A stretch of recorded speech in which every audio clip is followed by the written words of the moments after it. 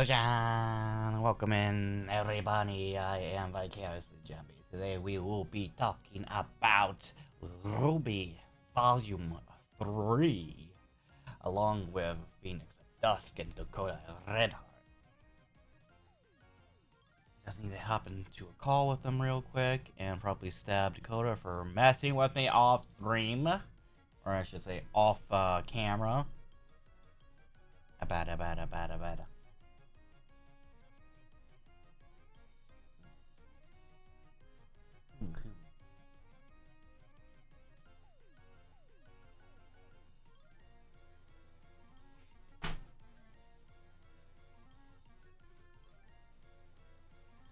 It's time to discuss trauma.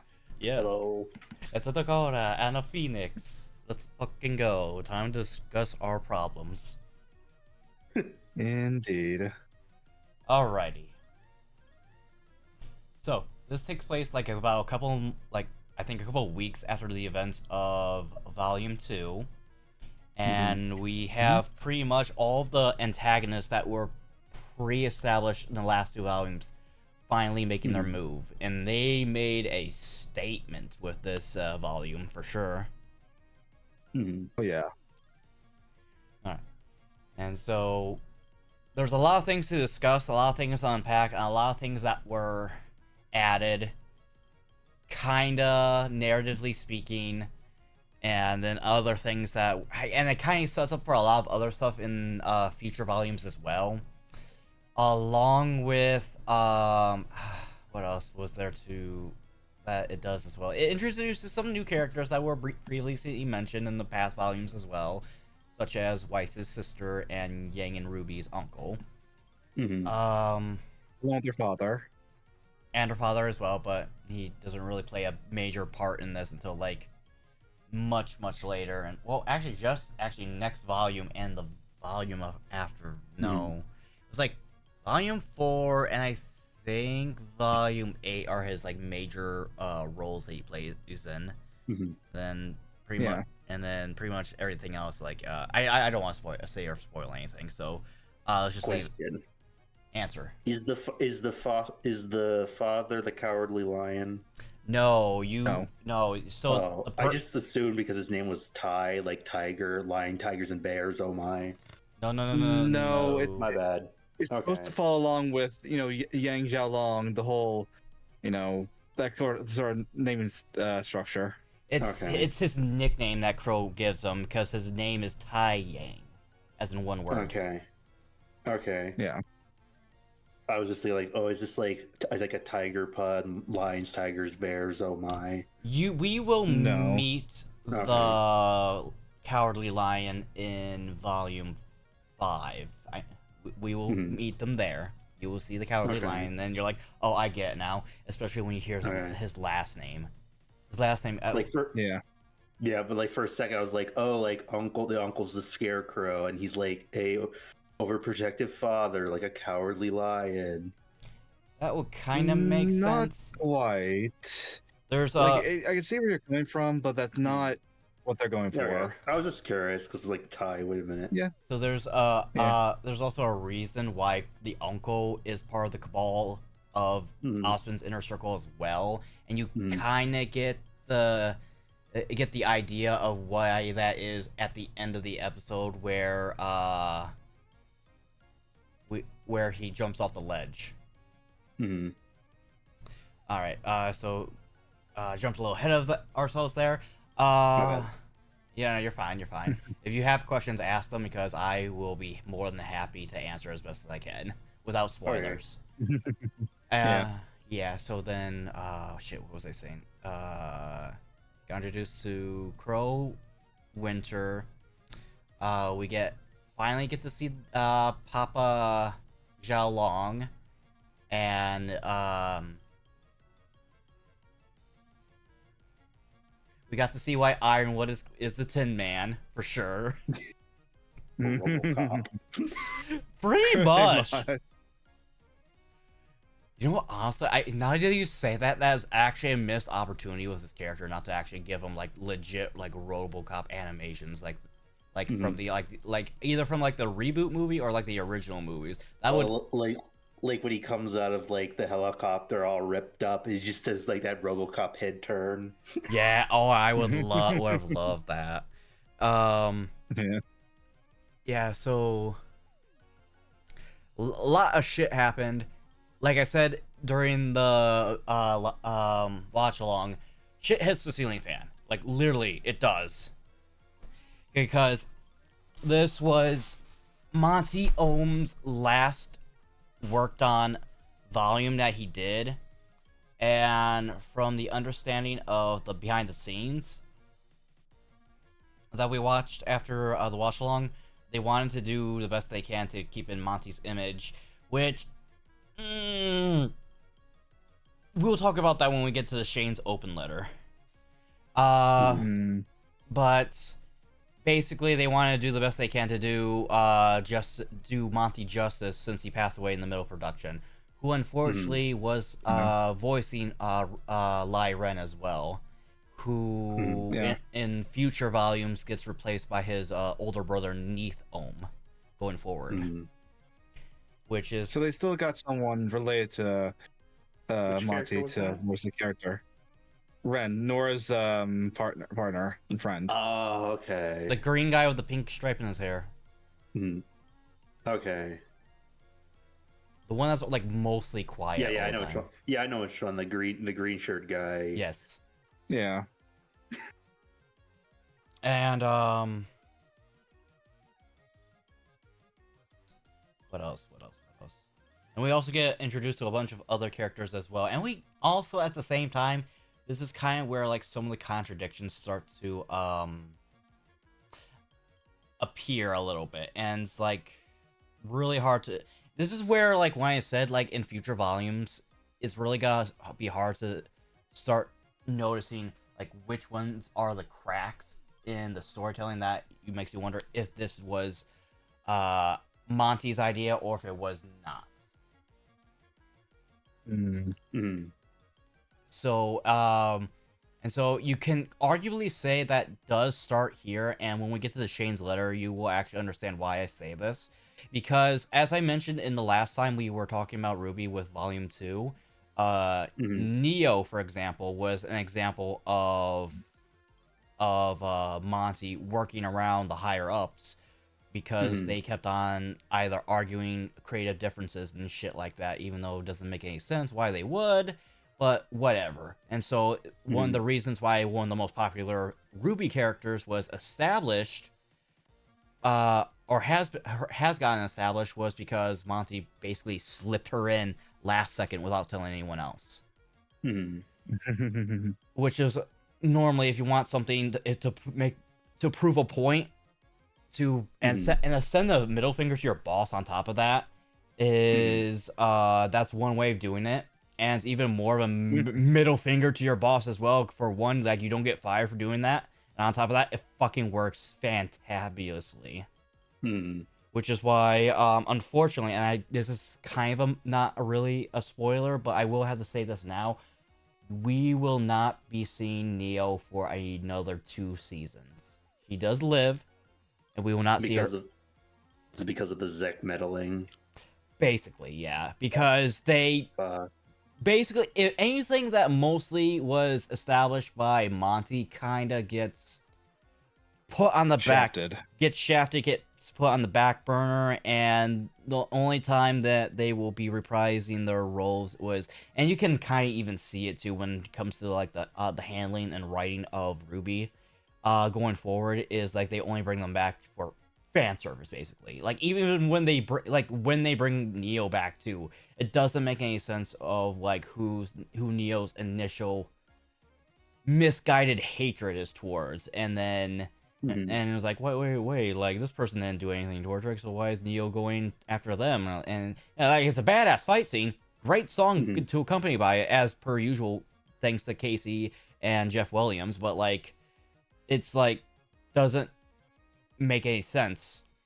And then we have like other things that kind of would be like, and this is why I kind of like wanted us to establish like some of like the behind the scenes to the lore of RWBY, like those World Remnant videos that they do that we watched before going to Volume 3 as well, to establish like the foundation of what the world is like, or like what the power set is and whatnot.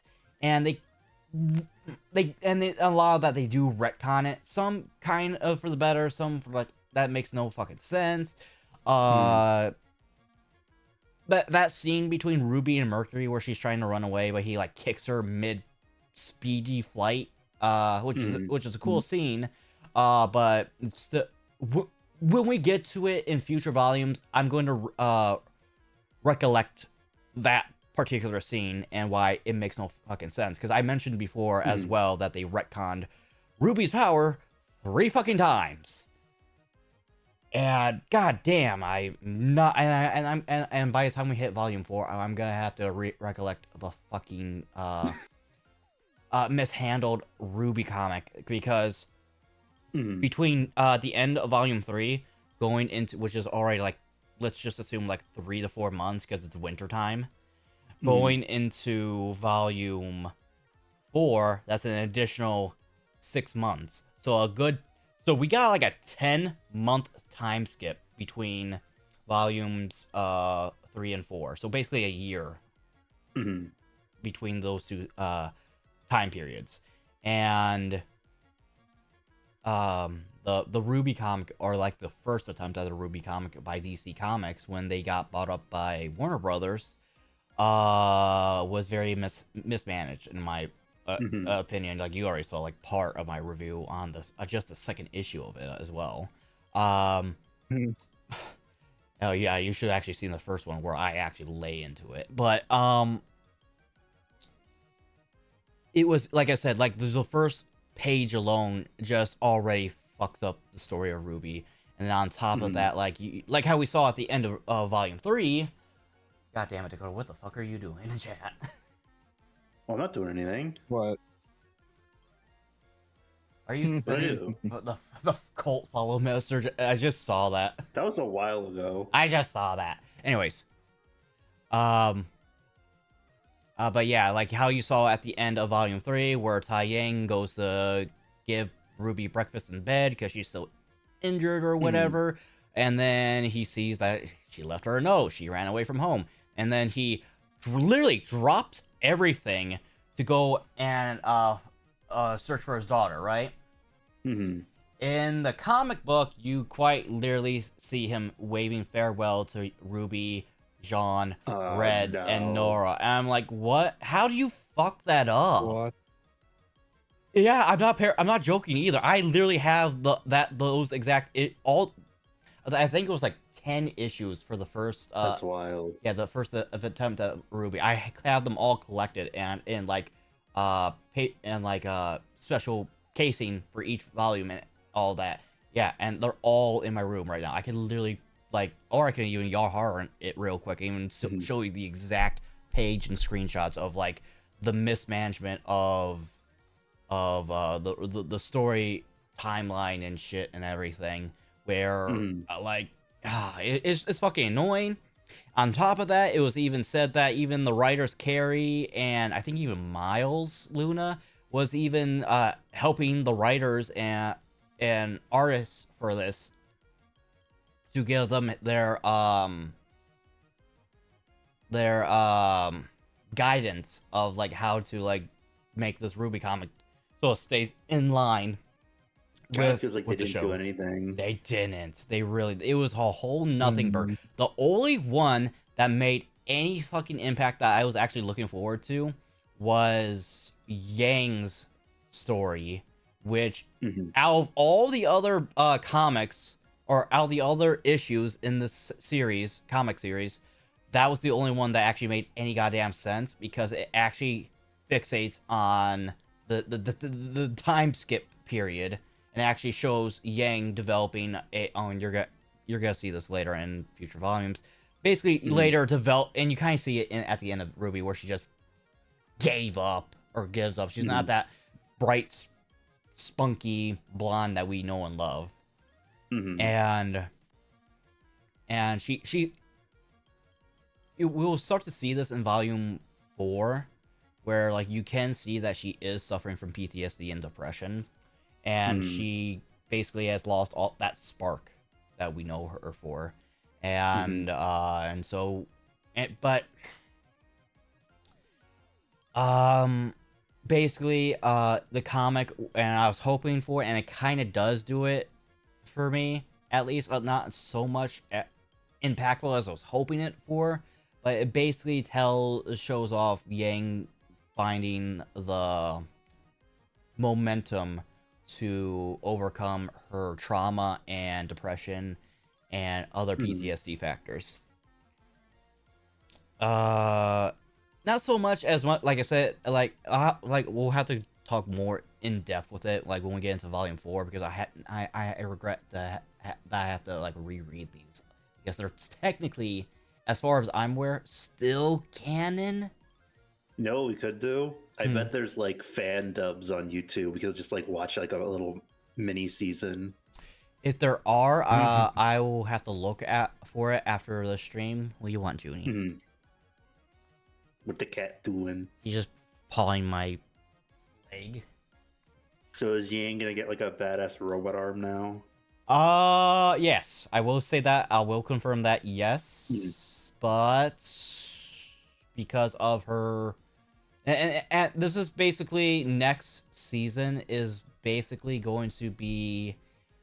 and this is where I kind of wish they would have done this a little differently when it came to everyone's story. It's gonna feel rushed. I will tell you that right now. When we get to Volume 4, about everyone's like personal stories, because Team RWBY is separated, but is there gonna be like a time skip or something? We are going to get into a time skip by episode 1 next season, so we're already gonna go into a time skip.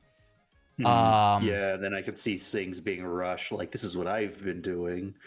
Yes, and at the meantime, we're also still developing each character's individual story at the same time. Like, we're dealing with RWBY with the rest of Team Juniper, which right now is going to be called Team Ranger by the time we get into it, and Yang's dealing with her PTSD. Blake is dealing with running away back. Her own issues. Yeah, her own issues, running away back home, where we get to see well, it's basically not, think of it like the Island of Misfit Toys, but like the Island of Faunus. That's basically where we're gonna go to with her. Okay. So basically Volume 4 is more like the world building, or like exploring the world around the Veil, the Beacon Academy, because like the first 3 volumes were basically all established within Beacon, and now future volumes going forward are going to be exploring the world around them finally. And let's see, and then Weiss is back in Atlas, wanting to basically be her own independent woman and pretty much firmly plant her feet down to defy her father, basically. Yeah, Daddy P&G. yes, basically. And a lot of people make fun of her father for basically looking like the Lorax with white hair instead of orange. To be fair, it was a really nice PNG. It kind of looked like the 3D models. Was like, that's a PNG blinking. Yes, it is. Yeah, let's just say by the time you get to know Weiss's father, you're going to grow to hate him very quickly. Yes, and by the time we do reach Volume 4, you will actually notice that some characters are voiced by very reputable voice actors, and then I think that's gonna be a good way to segue back into Volume 3, where we get some more reputable voice actors, with Uncle Crow being voiced by oh my god, and I'm pretty sure I have to talk about his allegations, but he's going to but he is voiced by Vic Mignogna, who is a very well-established, very popular voice actor, who, as I mentioned in in past videos, he's been a voice actor since 1989, I believe. So like he's been around for a good while, and he is voices of some very prominent main characters, and some very prominent villain characters as well. So like whenever you ask a anime person of like what do you think is the most popular anime in the world, a lot of people will often unanimously agree that it's Full Metal Alchemist Brotherhood. Now, whether you agree with that notion or not, that's more your prerogative. But there's because of that, the main character of that series is voiced by Vic himself. So, and then Vic also was the voice of one of a very popular, I guess you can call him a beloved household Dragon Ball character, Broly as well. And God, where the fuck do I begin with this? So basically, Vic was a household name for the longest time, up until 2019. And with that, a lot of people were basically calling Vic out on Twitter for him being a PDF file, an SAer, and yes, and doesn't help that that a lot of people who were more or less, I don't want to say mindlessly or falsely accusing such accusations on Twitter, but a lot of the co-workers from fellow voice actors of Vix would even like and share these tweets, and it would basically cause a spark to create a trend that turned into the Kick Vic movement. And with a lot of shit that's happened during this time, I'm gonna link the video of where I found like the timeline of events that caused this to what happened legally. But I'm gonna cite this is actually somebody my friend works with behind the scenes. His name is Celtic Phoenix. He is the guy that is currently making like a fixing RWBY fan project of his, and that he's collaborating with many artists and other writers to help rewrite RWBY to because future volumes after volume 4, the writing for RWBY, you will noticeably tell that is very, it has a lot of cracks in it, and basically Phoenix wanted to do a fan project that pretty much wants to fill in those cracks, basically, or make it more palatable, that it makes more sense in it with that general idea in mind. But he is also and as I'll send you guys in our group chat, he will even say that he's not a lawyer himself, but he is in quite literally a huge family of lawyers, both new law and old law, and he even teaches mock court court hearings on a high school level. On top of that, so to a certain degree, he knows what he's talking about. And on top of that, he is also a neutral party, because he's both fans of Vic and the people who are pretty much accusing him of being a PDF file. Ironically. Yeah, so so like his videos regarding the legality of Vic versus all these other people is basically a good neutral point to watch and understand from.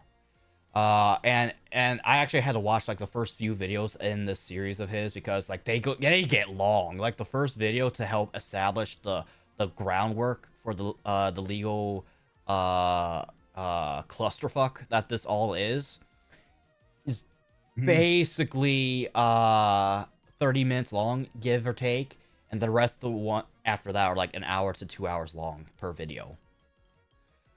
And I don't really want to give my opinion on this, but like if you watched like the first and second video to give you like the established groundwork, and then because Vic sues because of all this happening, there's a large, I guess you can call it a large vocal minority. I don't want to call it that, but like this is how it seems to feel like with so many people in such a big uproar to cause Vic Mignogna to lose his career more or less. Because at the end, and then because he later gets pretty much denounced from Funimation, Annie Pollak's Rooster Teeth, as he basically gets fired, and any other conventions he had scheduled or pretty much canceled on him because of all this hullabaloo. And it like I said, it is a clusterfuck. And basically, it all started off with somebody saying, "Oh, this guy's a PDF file. Oh, he did this to me," and so on and so forth. And I still remember this very freshly in my mind, where like the debate groups that I told you about, Dakota, that I was in, like when someone who voices like many characters that a lot of people like to utilize in these said debates gets pretty much put on put on not on trial, but like a blacklist. I suppose that's a one way. Yeah, he did get blacklisted for a good while, but he was pretty much put on a pedestal, basically. Not a good pedestal, but like all this publicity put him on it in a negative light, and everyone was just arguably saying like he did this or that, and like and then when you're a part of a community like this that's all about show me the Carfax, and people just say just trust me, bro. That's when you suddenly think like a lot of these accusations are very sus. And it just didn't make any sense. And I remember one of the pictures that started this off was like some guy shared this in the Facebook group I was in of like, oh, this guy's a son of a bitch, and it was just Vic hugging a fan, and just both him and that fan were looking at their what I'm going to assume is the parents taking a picture of these two together, and just like, okay, he's just hugging a fan. What's wrong with that? This seems very consensual, and who I'm assuming is the parents, and I assume they're okay with this as well. So what is the issue here? And this guy's listing off all the accusations of Vic, and it's just okay. Not relating to the picture. It's not relating to the picture. There's no additional evidence, and it just did not make any sense. And on top of that, a lot more people, when the Kick Vic trend was happening, a lot of fucking shit hit the fan, and then so many more people were adding to the fire, to the point where I remember this one YouTuber, can't remember her Facebook, her channel, even showed off a clip of her in a very uncomfortable situation to her, where she was very uncomfortable and not feeling safe for herself being near him, and she, when trying to interview him and everything, and then she shows off the clip of Vic going off the handle, like snagging the mic out of her phone, being erratic, being spasmodic, and looking like he's a crackhead, basically. And then somebody fact checked her with that exact same interview, but the full interview, where at the start, and it's like a 12-minute video, and the first 5 minutes of the video is Vic looking very shy and timid, and it wasn't until the interviewer was goading him on to be this crazy spasmodic person for the sake of, you know, entertainment or content and shit. And he's like, "Are you sure?" And she's like, "Yes." And then he's like, well, "Okay." And then he starts going off the handle at her clip that she started to show off insinuated. So you're saying that you were afraid for your life because he was doing the thing that you encouraged him to do? Huh? Question mark? And then there was another article about how Vic kissed a minor at a convention public on stage, and then that person who he kissed literally came out and clarified that she was 18 at the time, and at the same time this was for charity. So like literally any accusation that was followed up with quote unquote evidence was later followed up with counter evidence that invalidated what the people were trying to achieve with painting Vic in a bad light. And so that's why a lot of this is very scuffed, and a lot of the situation with Vic was very sus. It was like you had to take it with a grain of salt, and on top of that, you literally had to look at it under a magnifying glass, because like if you see one counter evidence, what's to say there's not a counter evidence for the next thing, or so on and so forth.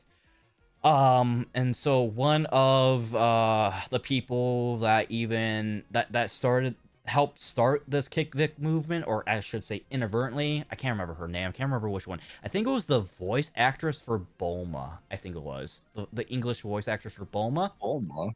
Yes. Okay. I believe it was her. Because she and Vic were like co-workers at Funimation together. I recall that much. It was either her or someone else that was also a part of like the Dragon Ball cast with Vic. And she basically also through him, she was one of the people that helped pretty much inadvertently start the Kick Vic movement. And she even went on to say that me and other people were victims of Vic Minonia. And then literally somebody I want to say fact checked her, because there was other allegations that were kind of piled up on top of it from her end, but literally somebody fact checked her with her and Vic having like a big happy hug between one another, and they were also smiling at the camera as well with each other. And so someone's like, so if this all happened, then why did you hug him? And if you also believed all the things that we're talking about Vic, even prior to all this as well, because a lot of this happened, a lot of these like accusations towards Vic were like started all the way back in like 2010 by somebody with the name of Han Lei or something like that. And okay, yeah, and it was again very muddied as well. And it didn't help that I think her fiance or spouse, I think it was his fiance at this time, but I can't remember, named Ronald Toye, or Toy, or however he pronounces his last name. I would hope Toye, because I would imagine me and your last name Toy, but with an E in it. But that's just me. But Toye was also a bigger part of the Kick Vic movement, where he outright said on Twitter that Vic is a predator, and he helped pretty much slam Vic during this trend. And on top of that, him and a couple other VAs were like jumping in on top of Vic on top of that. And so Vic, understandably, in 2020, I believe it was either 2019 or 2020, decided to pretty much sue for defamation, and pretty much took that one voice actress, Toye, and a few others, and Funimation to court. And and this all took place in Texas, by the way. And Texas has this thing where they have like this preliminary hearing where certain court cases get analyzed before they get officially processed into being an actual court case. So that it helps them filter, what could be really like not like you're not just suing someone for wearing ugly slippers, stuff like that. Like if a judge were to see that during the preliminaries, he would immediately chuck the case and just cancel that altogether. Basically, that's basically what. Basically, any frivolous. That's the word. That's the lawsuits. word. Yeah, no frivolous lawsuits. Basically, that's basically what this preliminary juncture for the Texas legal system handles their cases. So they have like the preliminary to throw out frivolous cases, and then they go on to like the actual stuff. The actual but for whatever fucking reason, the judge that took on this case denounced the defamation claims altogether. And what? Yeah, he denounced it. And he also basically slapped Vic with additional to pay the court fees for the voice actors, Toye, and Funimation. To, as of right now, last I checked, it was close to $500 million that, or no, $500,000. I'm sorry, $500,000 in damages that Vic has to pay. I was gonna say $500 million. Jesus H fucking Christ! What is wrong with Texas? A lot of things, trust me. But yeah, that's the fucked up part, and Vic wasn't happy about this because that was so one-sided, so unbelievable, and it doesn't help that a lot of the times were... If you look up the actual Google Doc, yes, it's actual Google Doc, of the defendants that Vic was suing, you will see a long list of hyperlinks linked to other evidence files, which, for one, they're not supposed to do that, by the way. They're supposed to individually submit those individual hyperlinks as individual pieces of evidence, not like one big umbrella sheet of evidence packed together in one, basically. You're not supposed to do that. You're supposed to put all in one and then be done with it. They did not do that, and then half those, more than half, if not all of those things, were basically accusations by Twitter people. Like there were literally people saying, "Oh, Vic did this to me," on Twitter. That's it. That was their evidence. Did they get these people to testify, or they just don't know who they are? They don't know who they are because they're just people on Twitter. So, yeah. Oh boy. Judge saw that, didn't find that sus, threw out the case, and had Vic pay damages, and on top of that,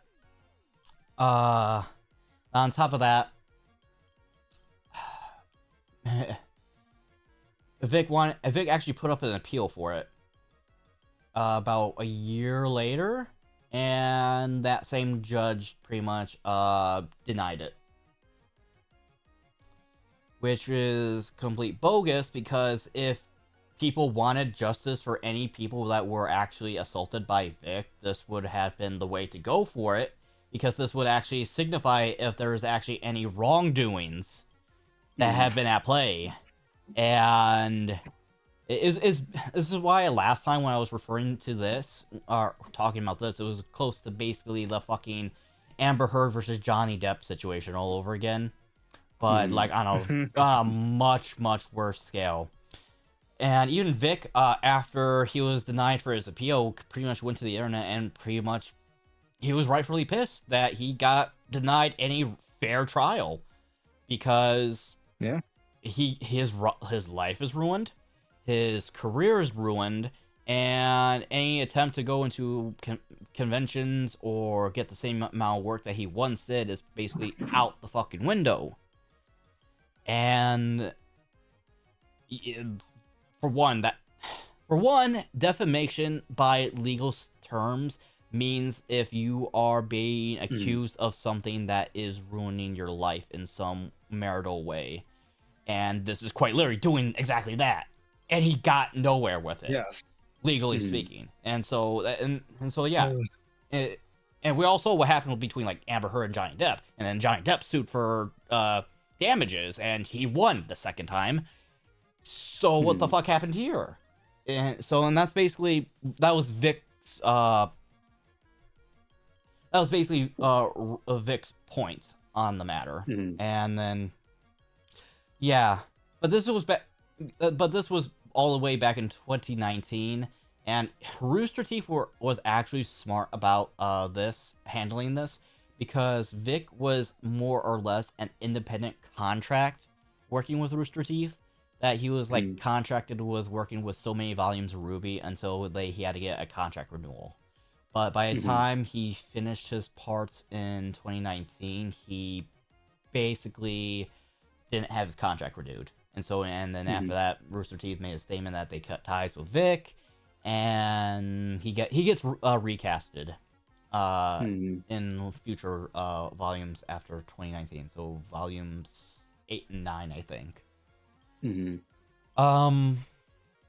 So that's the Vic part.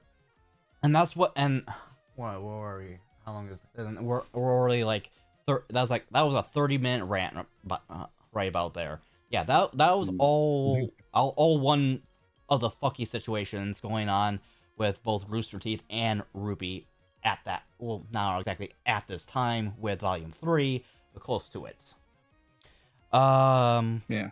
And then it's good to like rip that band-aid off now, so that way by the time we get into future volumes and talk about them, I don't have to pretty much beat a dead horse over this, because this has happened back in 2019.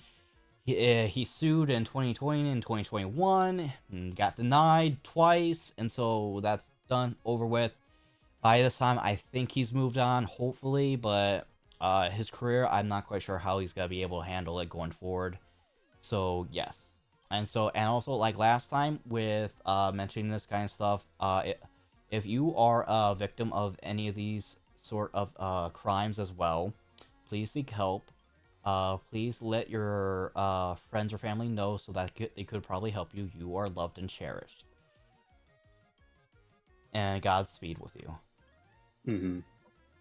Get a good lawyer, because you want to sue the hell out of people who are lying about you. You're gonna need to make sure to get someone who can prove your innocence. Prove your innocence, and at least hope it's not in Texas by this logic. Yeah. So that's the Vic icky side of things. The Vicky side of things. What else to talk about? So we can try to focus back on the story again, where we get to talk about how Cinder and the gang pretty much. What was the closest comparison that we can make sense of this for people who have not seen RWBY? Thanos. Well, let's put the piece together. We have a trio of people working for some big overlord, which we saw at the end, along with a quote-unquote little friend who seemed to be a master hacker who managed to get access to not only Beacon's systems, but also Ironwood's Atlas military system. So, taking that into account, we also have a silent psychopath who with heterochromia, and a ginger gangster who clearly has too much fun causing trouble. So the biggest comparison I can think to this particular situation in Volume 3 is like the Thanos wins situation with Avengers Infinity War, where like you see all these characters having this amazing, massive spectacle of a struggle, and in the end, it all falls down. Just like the theme song for RWBY Volume 3. Yeah. And then like Thanos wins, and then you have Cinder wins, kinda. And then we get introduced to RWBY having special eyes, which we're going to dive into more of that in future seasons, so I'm not quite sure how much of that I can say here. But it's an interesting inclusion to why RWBY has such a significant character appearance compared to like other characters with like their own unique special eye colors. So, question: We know that is she one of the 4 seasons, or just something different? Something different. it's different. It's Okay. different. So okay, that's actually a good segue as well.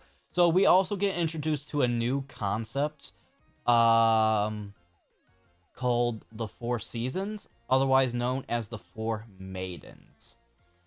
And in the RWBY book that I've read, this was actually one of the last concepts Monty Ohm Four maidens. No maidens. I see that, Dakota. Uh, so and this was Monty Ohm's one of the last concepts that Monty wanted to discuss and develop with Carrie and Miles before he passed away, unfortunately. And as Carrie and Miles put it in the book, they were skeptical about the idea at first, but they added it anyways for the sake of Monty, because it's to help honor his name, basically. Mm-hmm. And so the Four Seasons are basically, once we're all normal huntsmen and huntresses back thousands of years ago that wanted to pretty much be a helping hand to others. And so the wizard that they helped cheer up gave them their magical powers. Now now that's a huge significant difference between the power system that we were basically established in the first 2 volumes, where we have dust that does basically generic magical properties that can be altered to other forms of utilities, such as, car engines, gasoline, or quote unquote gasoline, electricity for your phones and shit like that. Then you have semblances, which are just basically superpowers. And then you get into the maidens, which are magic. Now there's a special reason why it's defined magic and not semblance or semblance plus. It's and we dive more into it when we do more lore exploration. By the time we get into, I think they do the backstory for this in volume 6, I believe. Yes. So like the 4 maidens are gonna come, plotline's gonna come back, or is it just gone? It is going to be a significant plot point in future volumes. Yes, it will. Okay. But Kind of strange introducing this whole like basically Avatar Last Airbender shit where like, oh, you can reincarnate and get these powers, and then RWBY has powers, but like no, that's something else. And it's like, well, then why did we establish the 4 seasons? It kind of seems like, why not make RWBY one, and so that way she basically the anti-version of the villain. basically, from like I said with Miles and Carrie, after Monty's passing, they quite literally added it in basically last minute, kinda. And so that's basically why they were kind of iffy about talking about Monty with it when he was still alive, was because, well, we are already doing all this shit with all like the semblance dust and all that, so like it'd be kind of weird to add these maidens into all this all out of nowhere. I mean, especially since we didn't establish it sooner. And it just kind of seems odd, because like it seems like a very important plot point, only for like RWBY not to really be involved with it. It's just kind of like a separate thing in the side. Like, why isn't RWBY one of the seasons? The same reason how Winter isn't one of the seasons. That's another thing. Like, why is RWBY's mom's name Summer, and then like Weiss's sister's name Winter? That's kind of confusing. With winter, it's the whole thing about German winter name and such. It just fits the concept, along with the fact that their crest is basically a snowflake. They With could have just summer, named her it's Blizzard or something instead of like winter, like instead of like another lore important character from the past. You know like that why do they both have again. the same names? Again, their names were probably came up with before Yeah, the concept of the maidens came up with, so it's more or less just coincidence. yeah. But yeah, as for summer, that's less easy to, or harder to explain. You could argue that it's just a name, Summer Rose. Yeah, I guess winter and summer is just a very common name in Remnant. It's really hard because, like, with Summer, for example, Ruby's mother, it's really hard because we never really explore anything with that character, which is really such a disservice to a lot of things. Because, for one, I would love a Team Stark spinoff to actually explain what the fuck happened to Summer, but it's like very fucking confusing to an extent. Like, yes, I get what you were saying, Dakota, but there is a chance that Summer Rose might have been the Summer Maiden at one point. The issue is that we will never know. Like, Cabriel, like, what if, like, Ruby's mom wasn't the original Summer, but was also one of the Summer reincarnations? It just passed down to Ruby because I'm assuming Summer's dead. So, like, they said, like, ooh, the last person they think about gets their powers, Ruby. And then you could say, like, the same thing with Weiss's sister, like, oh, maybe they named her after Winter, but, like, maybe Weiss is the actual reincarnation. And then you could have, I don't know, like, I feel like you could have added a narrative, like, connection to the main characters with this introduction, but just, like, Ruby's different. It's unrelated. And I'm like, well, then why? I don't know. I feel like there's a thematic connection with the villain and Ruby if they're, like, both seasons. So there's a lot of things to unpack from what you just said there. A lot of things I can probably explain to you, like, to a certain degree. A lot of what I could tell you is based on speculation alone, and what I will tell you that connects to these speculations is spoilers for volumes 5 and 8, I think. 8 or 9. Yeah, 8, because of who comes back in future volumes and who gets what powers in future volumes as well. But there was a lot of speculation of Summer being targeted by Salem. Who? Oh wait, we haven't even established her name. Shit. I don't even know who that is. Is that the cat from Sabrina? Well, yes. But I love the cat, honestly. But yeah, yeah. To be honest, Salem would be a thing name because the Salem witch trials. So even if it wasn't established, it's a good assumption. So should we just tell them?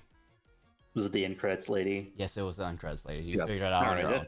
That's fine. End credits lady basically looks like a Grim. A name isn't really a spoiler. So basically, so there's a reason why Ruby is very unique with her special eyes. Because Silver-Eyed Warriors were something that were kind of like a rare trait on its own. Like, what's a good example of this? Fuck. I really need to find, like, good examples of a good example to give you, like, an idea of this. Like, what would be a good example? What's, like, a rare trait with certain, like, characters in, like, certain series that, like, is so rare, like, you won't be able, like, to just casually bump into them in the streets? I was gonna say Jedi, but no, that's not really a good example because it depends on where in the timeline do you really see a lot of Jedi.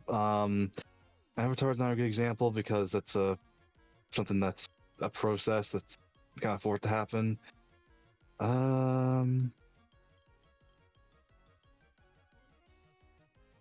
was gonna use Warhammer as an example, but like no one knows Warhammer, so that's like even be harder. Yeah.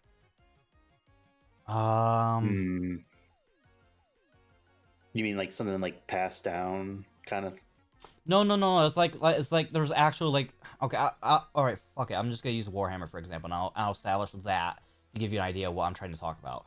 So, for example, in Warhammer 40,000, you're within the 41st millennia, so you're far in the future, and humanity has colonized millions of planets, right? So regular humans are in abundance, and so regular human militia are in more than abundance. So like it's like you can literally huck soldiers at like death machines for funsies that they're that much in abundance.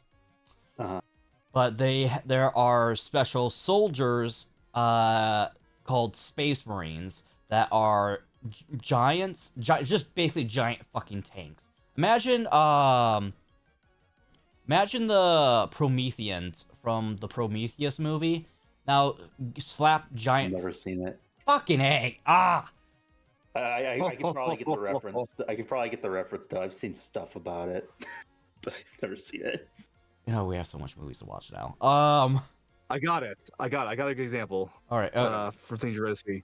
Giant Legitimate in the Harry Potter. Giant What muscle did you say? men, giant muscle men in big bulky armor. Imagine that. Okay. You want to know Okay. how, out of the countless trillions and gillions of regular human soldiers that exist among all these planets, you want to know how many of these space marines exist? 5. 1 million. I was thinking the same thing. Oh. No. Their Primarchs are different. That they actually exist as 5 as well.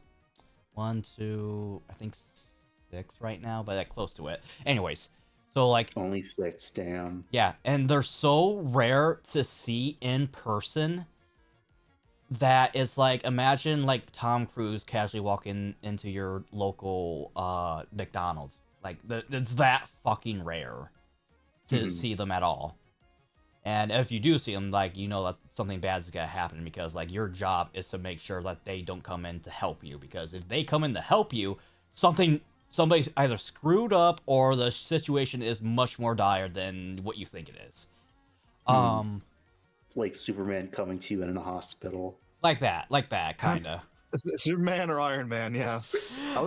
My example is going to be Legitimate from the Harry Potter series because they're so rare because only very, very few wizards or witches gain the ability to, use legitimacy, which is basically mind reading. Hmm. Yeah. So I'm just thinking of the skit. You ever see that skit where it's like the Make-A-Wish people are like, okay, you can wish for whatever you want. He's like, oh, anything? I wish to meet Superman. All right, and you over there, what do you wish for? I wish for a cure of cancer. And done. What? You could wish for that? We said you could wish for anything. Yeah, no, I changed my wish. I'm like, hey kid, it's me, Superman. No, I changed my wish. Nope, too late. Too late. but basically yes, silver-eyed warriors were that fucking rare. Is that much of a rarity compared to like regular humans, but they still existed as a whole enough to actually make legends about them and whatnot. They Like the Mandalorian. and so RWBY is that very unique and special, and not gonna lie, this might be for her might be close to the equivalence of like the last Airbender for her. Again, it's just the 4 maidens. She could have just been one of those. It's different, but like I get what you're saying, but like her mother, her mother. There's 4 of the maidens. They can each have their own like differences and legends. I know what you're trying to say, but you gotta listen, Dakota. You Yeah, I gotta, know. because like Summer was also a silver-eyed warrior as well. Mm-hmm. She was also targeted by Salem. Mm-hmm. There's also a chance that she was also targeted because, like, RWBY has silver eyes. She's well established to have silver eyes. Her databank, her Facebook profile is online. Mm-hmm. Salem could have found out there was another fucking silver-eyed warrior to go after. Her mother, the same way. However, there is speculation among the community of RWBY that are vouching or trying to speculate that Summer Rose was also the Summer Maiden as well. And who got the Summer Maiden magic powers, whatever you call it, was somebody close to her. And so when we meet a certain character in volumes 4 and 5, we speculate how she got those maiden powers. And then you're going to piece it together by the time we get to that, Dakota. I promise you that. You're going to like, oh, that's what happened to Summer. It's gonna click, don't you worry. Okay. I don't know. It just seems kind of like, I guess it's to make the world feel big, but like when you like setting up this whole like concept of powers, and like one of the key like design choices of when they're using the powers is glowing eyes, and then Ruby like eyes glows, and just kind of like, I don't know, it's very samey. It's like, why isn't it just the same thing for like simplicity's sake? I will say that once Ruby comes to a full understanding to what she is and what her eyes are capable of doing, you're gonna root for her for having fun. Like I said before, she's a static character. She's supposed to be like constant, like the samey basically. But when you finally root for her for finally having character developments, you're gonna get pissed by the end of Volume 6. I will tell you that now. I know I was, and that's where I dropped Ruby off because of that. I was so fucking pissed off at that. She should have had that dub. What else? So yeah, we got introduced to Salem. She's the big bad of the series. Did you notice that she was also the original narrator as well? No, I didn't catch that. God damn it. You don't really know who she is at the first, because you think, oh, it's just a random narrator, until you hear her narration at the end of the volume, and realize, wait, Ozpin was doing the extras, but Salem's doing the end narration, and this voice sounds familiar. Realize she was telling the story beforehand, and now we basically caught up to where her story goes to, and now we're just continuing on from there. Okay. And also, is Cinderfell dead? No. I will tell you that now. Okay. We'll keep in mind when Ty told Ruby that the Grim is basically frozen, petrified, but not dead. So you can kind of assume the same for Cinder. She's probably in the same state.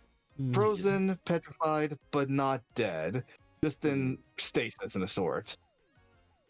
Someone Whether or not she's conscious, that's... If only it was that easy. You just like crawl up there and you just like stab, and then boom. I don't know. You can like get out of here, Grim. The reason. Keep in mind that the way I was gonna say, keep in mind that the way the main powers work is that it transfers the last person, specifically woman, that the original maiden thinking of. All right. Well, so she could easily send up a woman and have her like open her eyes, like hello, stab. She could probably still see. She's probably strong-willed enough to not do that. She probably think of either Emerald or possibly Salem and just have the power go to them instead. There actually, I don't think it would go to Salem for a lot of reasons, but I won't say here either. That's a discussion for when we get there. Well, that's what I said theoretically. From how it's explained with how the main powers work, they likely wouldn't go to Salem just because of how her... Well, for a lot of reasons. One, she's evil. Two, the speculation of how old she could possibly be on top of that. Yeah, sadly, she's a hag. And we can assume that based off her appearance, she's probably not exactly human anymore. I would say she's corrupted, just from what I remember her backstory being. I would definitely say she's corrupted. I don't know how much of that I would say she's like not human anymore, question mark. Like she's clearly like fucked up looking now, but like when we get into her backstory, like you will see, like even when she is all like red-eyed and everything, like she still doesn't look like that. Um. What else? What else? What else? What else? Haagen-Dazs. Um.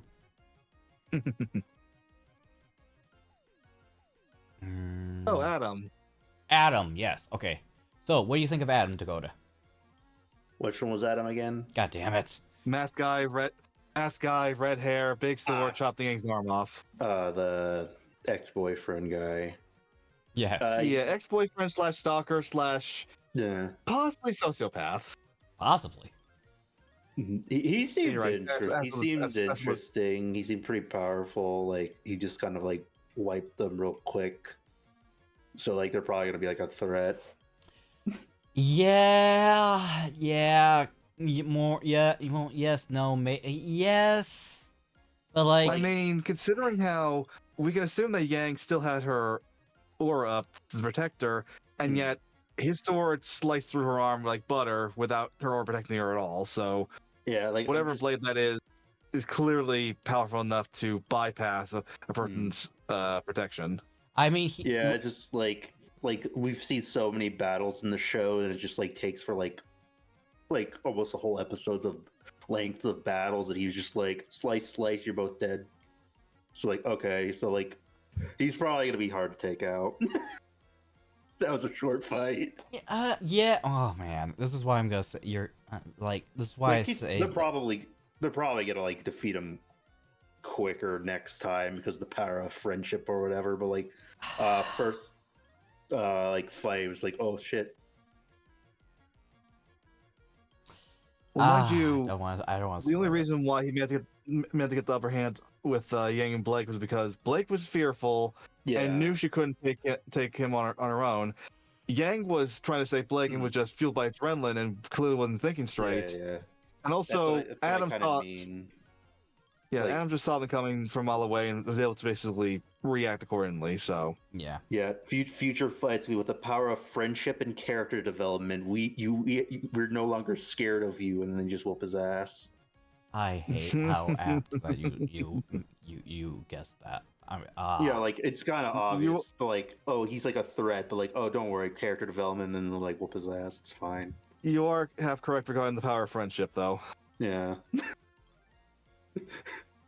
The power of character development. We're not scared of you no more. Get your ass over here. I don't even want to say it was even fucking character development. It was just Rooster Teeth just pandering the fans. Oh, okay. It's something more than character development, and yeah, it is partial pandering to the fans.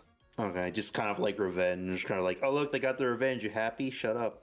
I hate how accurate you even made it sound, because literally people fucking hated Adam, even though he was such a fucking great tragic character. We will get there when we get there, but like, goddamn, I just keep on remembering all that shit now. Yeah, it's all coming back to me, and I'm starting to wonder what you're gonna think when it comes up. I'm gonna be fucking annoyed, because like what's sad is like I was all for the whole Bumblebee shipping, but at the same time when people were like actually seriously nagging at Rooster Teeth for that to happen, I'm like, oh no, please don't do it. And then when the story was actually turning towards that, literally, I'm like, no, do it organically, not like this. And then it literally turns into. Mind you, the fans were practically begging Rooster Teeth to appeal to every single one of their ships, whether it be Bumblebee, whether it be Nuts and Bolts, whether it be White Rose. It was just an absolute mess. The only one that made sense. The point where they said, okay, you know what, fine. This is canon, this is not canon, now shut up. They basically kind of like Rick and Morty, where they like set up something cool, but then people are like, oh, we want to see you like, continue that cool story element, and like we don't want to. We want to do stupid stuff. So then they just kind of like write it off really quick and have Rick break the fourth wall. He's like, yeah, we're done with this story arc. Shut up. Pretty much. Pretty much. Yeah, I remember that shit. Oh, Morty, remember when the writers got some letters from fans during that cool fucking story element? Yeah, we're not doing that shit anymore. Yeah. Oh, okay. Rick and Morty's really interesting. Where like there's always it really feels like they like the writers just kind of vent their frustrations each seasons, and that's like the theme of the season. Like, we're tired of More what or the less. fans want. This is what we want to do. And they're like, all right, we're going to do what you wanted to do, but it's not going to be how you want it. Again, malicious compliance. Mm-hmm. They'll say, "Oh yeah, we'll do what you want." Kind of. You get what you want. Technically, like, this is what we envisioned. Hey, we did what you asked. It may not be the way you wanted to, but we technically did it correctly. Like, I But guess that's kind of correct. I guess it kind of was like an accident. Maybe like the evil Morty was just kind of just like a cool random ending, but they never wanted to touch upon it. But like this was during the time of Gravity Falls, where like story-driven shows were like pick it up. And people just assume like, oh, you're gonna do evil Morty again, and they're like, oh fuck, it was supposed to be a gag. It's got to the point where a lot of writers will do something cool, never touch on it again, and people ask them to do it again. Like, nah, we'll leave that up to your interpretation. We'll leave it up to the fan fiction writers to, make up what you want. Basically, write their own branch of stories to fill in the blank. Which basically their excuse saying we're not doing it again because it was meant to be a one-time thing. We don't feel like doing it again. We don't feel like dragging it any further. So don't get your hopes up. I'm pretty sure they said one of the fan theories was right, but they wouldn't say which one it was. It was probably like Rick's origin, though. Yeah. Probably. Anyways, back to characters. So we got Adam Taurus basically being an evil motherfucker. We also do get hints of other characters as well, such as the person that hacked the Atlas ships and communication systems and everything. That character will pop up again, and we will get introduced to him next volume. Someone hacked the stuff. I thought they didn't really. I thought they just knew how to do that, or like it was implied that they hacked in season 2 when she like broke into the tower. That was the person. That's one of the allies Cinder has. I thought that was Cinderfall who hacked it. No, not she's Cinder herself. No, she even says that our little friend is getting us some interesting information, and that little the friend. masked person. No, yeah, Cinder. I think it's something else. I mean, Cinder was in a mask last season, so. Yeah, like they busted in the tower and they hacked the shit, and then it was never really elaborated what she was doing in there. I assume maybe that's her hacking to like hack all the robots and planes and like mess with the Olympics. That's basically it was less her hacking. There was another it was less person. Her hacking. It was less her hacking, more her placing a bug in the system to basically let the person create a backdoor for them to get access to all the information and send it to them. Okay, so she basically hacked it so the hacker could hack it. Pretty much. Yeah. But I don't remember any other character working with them. They will get introduced to them next volume. Oh, okay. Yeah. So it's just they were more or less foreshadowed, but they're going to be fully revealed come volume 4. So don't worry. We'll get to it. Don't you worry. How did you feel about Mercury and Emerald's backstories being revealed? Yeah, I guess that's their backstory. I just like kind of like, oh yeah, they're the villain. So like, yeah, just cliche villain backstories of like, oh, you're like a robber. What if I give you a better purpose, or whatever? Just like, I don't honestly really care about their backstory. They're just kind of like, okay, they're just the bad guys. Yeah, I'll be honest. They kind of ruined Emerald in future volumes for one reason I'm not going to mention. Is she gonna get a redemption or something? No, don't answer that. Do not answer that. Okay. I'm not saying nothing. But the rate is not the redemption. It's not possible redemption. It's not something else. So how do you feel about damn it, cat. Oh shoot. Oh no. Yeah, it's like, not that I don't dislike the.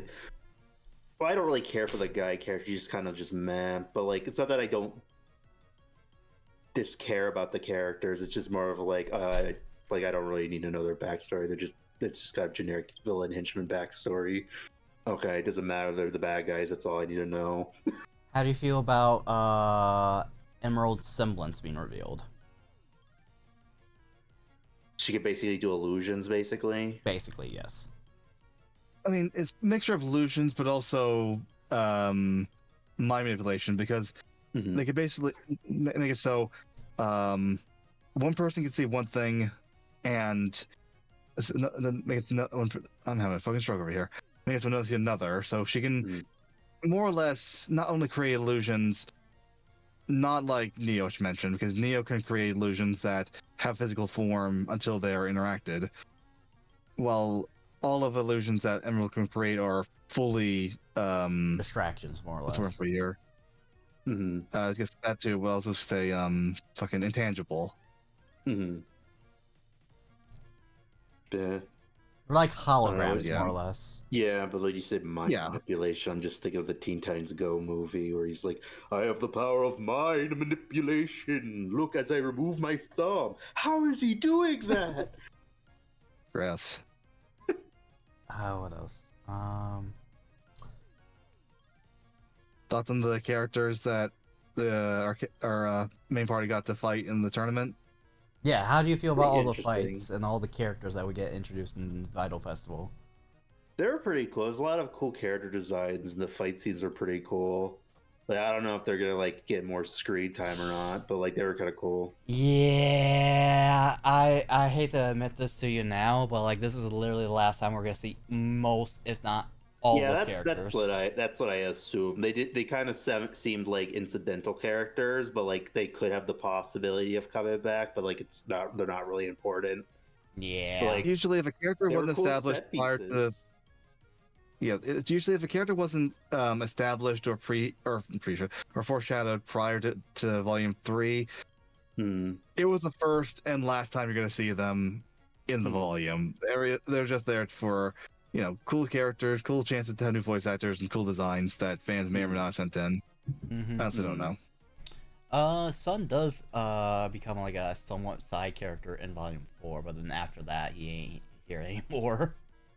Oh, he's not gonna be next season. I mean, I guess it makes sense. He'll be here for next season, but the season after that is where he kind of drops off. Okay. Yeah. Off to do Monkey King stuff. Something like. Well, actually, it's funny you mentioned that because in the spin-off books I have for Team Coffee, Team Sun do come back in the second issue or second volume or second book. That was funny. I'm pretty sure you told me who like Pyrrha was like last stream, but I forgot, and I was kind of like watching like who is she supposed to be again? I forgot, and then like the thing happened, like, oh, that's who she is. Okay. The Achilles heel. I'm like, oh, that's who she is. Damn. Pyrrha. Poor Pyrrha. Speaking of poor Pyrrha, let's talk about all the characters that died this season. So let's start with Pyrrha herself, then. No. No, I think it's Penny. Penny. Or was she? Or can we rebuild her? I cannot confirm nor deny it. Yeah, it's not really a spoiler. She's a fucking robot. I cannot confirm nor deny it. You do see someone reacting to her being torn apart. And let's just say that character is going to be important in a much later volume. Like volume 7, I think. I just feel like they're probably just going to rebuild her. Like, she's a robot. I cannot confirm nor deny that. Then again, she was a robot with a soul, apparently, so maybe it's hard to, like... You could rebuild her, but it would be just a different Penny. Cannot confirm nor deny that. Penny's long-lost sister, Nickel. Oh no, I'm gonna keep that in mind now. Anyways, so then after that, thank you for the headbat, Mike. Oh, welcome in, Mike. Hello, Mike. And they just joined us, and the ad started. Damn it. Oh damn. Oh no. So next we have. Let's go a little out of order. Let's go with Roman. So Roman Torchwick died. How do you feel about his death? Uh, well, I didn't think of it when I watched, but right now, first saw as Lord Farquaad. Lord Farquaad. Well, I think Roman's death is a little more comedic because Hmm. it's just hilarious. He gets eaten and he gets blown up like immediately afterwards. Personally, I Hmm. thought that was like a lame way to go out, but like, yeah, it's kind of funny. Just I kind of wish it would have been like a little bit more badass way he would have went out, but whatever. Like he had a pretty cool village speech right before he died. Like I'll give him that. That's the thing too. You think he would have like a little bit better like death after a badass speech like that? Like I would kind of, I could kind of see them if they ever do more RWBY. I'm assuming he's dead, right? He's dead. I will confirm that now. I could assume, Yeah. I could see them like being like, oh, actually, he climbed out of it, and he's just kind of like, I don't know, maybe robot armor with scars. He's like, hey, fucking RWBY, remember me, bitch? He pulled the fucking Boba Fett. Yeah, they're just like not like a cool return, just like, oh, you're pathetic, sad man, you're still alive. Damn, what the fuck happened to you? You happen to be RWBY. Fuck you. E.C. Myers, the guy who does the RWBY novels. So the first two novels are, well, the first one's about Team Coffee in Vacuo Academy, I think it is. Then, which is Mistral Academy, if I remember correctly. Then there is the second novel, which is about Team Coffee and Team Sun. He does a third novel. The third novel is actually a origin story of both Neo and Roman. I have a question. Okay. If so, like when Grimm die, they turn to dust, right? They evaporate. They fade away. Yeah. Yeah. If they swallow someone and they're still alive, and then they die and evaporate, does the living human evaporate too, or do they just fall on the ground? This is assuming they survive it all because I mean, it's it never was really no established. teeth, But it's just a swallow. well, here's the thing. It's never really established, but it's implied that anything that the Grimm eat pretty much gets dissolved quickly. Like their Instantly. stomach acid just destroys it almost instantly. So it assumed the moment that Roman hits that Grimm stomach, he's toast. Yeah. Okay. Or he could be like heavily scarred and be like pissed and like a pathetic loser. I will say this much, unrelated to the show itself. Seeing the fan art of Neo basically reacting to Roman's death, it's painful because we don't get to see Neo give a lot of emotion, and seeing her just react to this, like, it's again, it's never established, but it's implied that Neo saw Roman as a father figure for her because of the fact we won't get into until much later, and seeing, well, again, her father figure just gone, so suddenly things are just broken. Wait, is it a father figure relationship? Because I always assumed they were like a thing. Because like even the RWBY Chibi show kind of like even made them out to be a thing as well. It's possible, but most of the time I see Roman like treating Neo as like a little daughter to, he wants to just, Well, I always thought that was just because even in the book he always it says that he just treats her like a sidekick.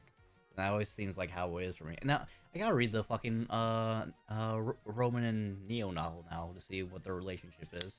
I mean, I can see them be like a Harley Quinn Joker kind of thing. Yeah. Like, that was the inspiration. Probably.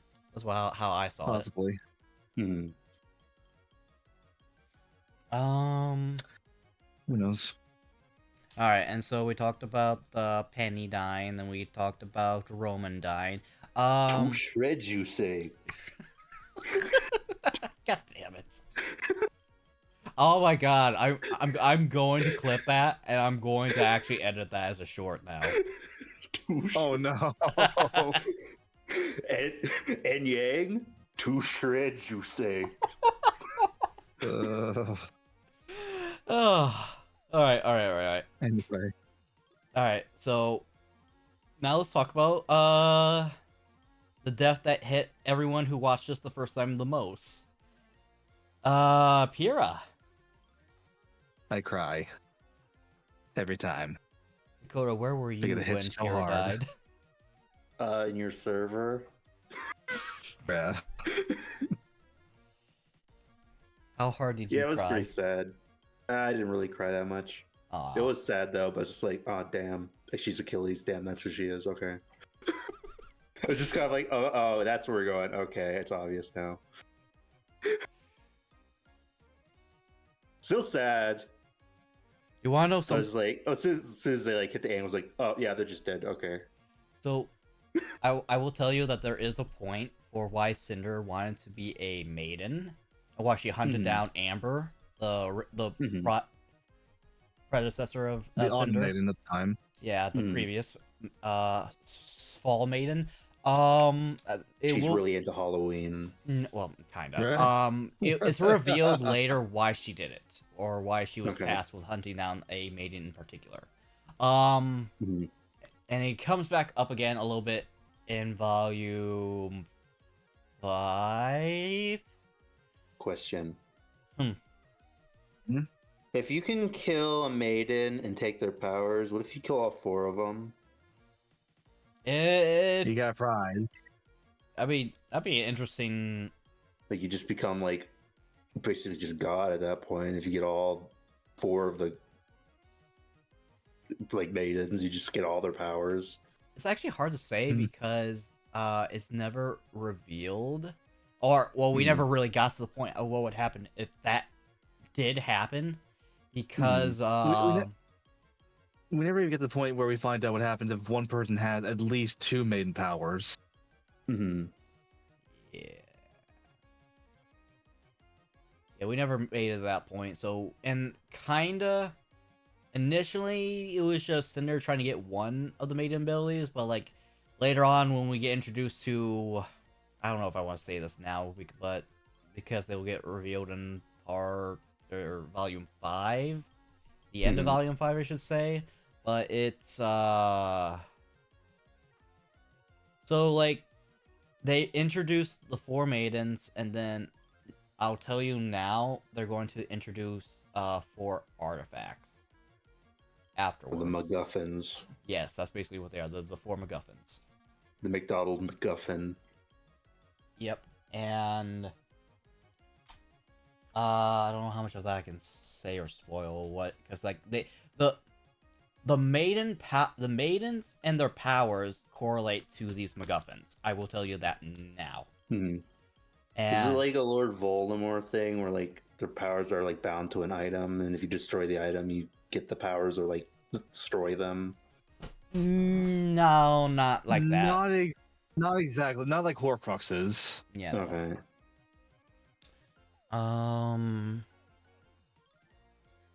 Very interesting twist. Yeah, but I will tell you now, unfortunately, and you see this in the 4 Maidens World of RWBY video, where it actually like goes in depth with like the wizard meeting the 4 maidens and actually talking to them and everything and giving them power and everything.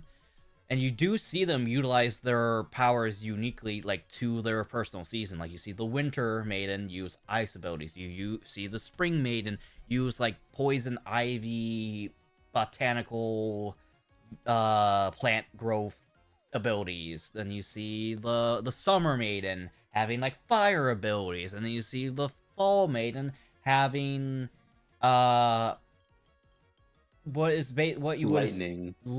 what you would assume would be like wind abilities, but like when Amber was showing off her powers, everyone in the community speculated that the Fall Maiden was the most sought after maiden to hunt down because of how she could technically be considered one of each season in one, basically. Where like she can be warm, she can be cold, she can be everything in between, basically, depending on like your perspective of what fall is or where you live that experience that fall. I will tell you this now: they're all the same power set. They all have the same powers. Unfortunately, yes, but to a degree. And apparently, Phoenix is having issues with Discord.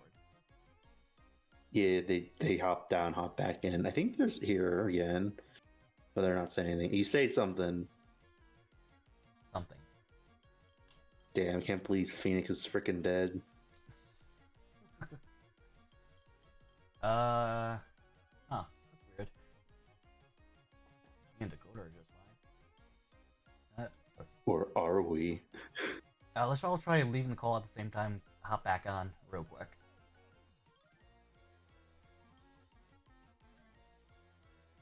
The cat's attacking my leg. Bad Junie. Oh, you left. Okay. Well, I said we should all leave at the same time.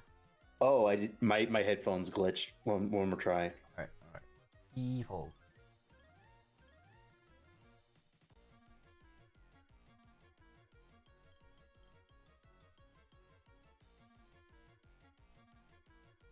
Hello. Did it work? I don't hear Phoenix.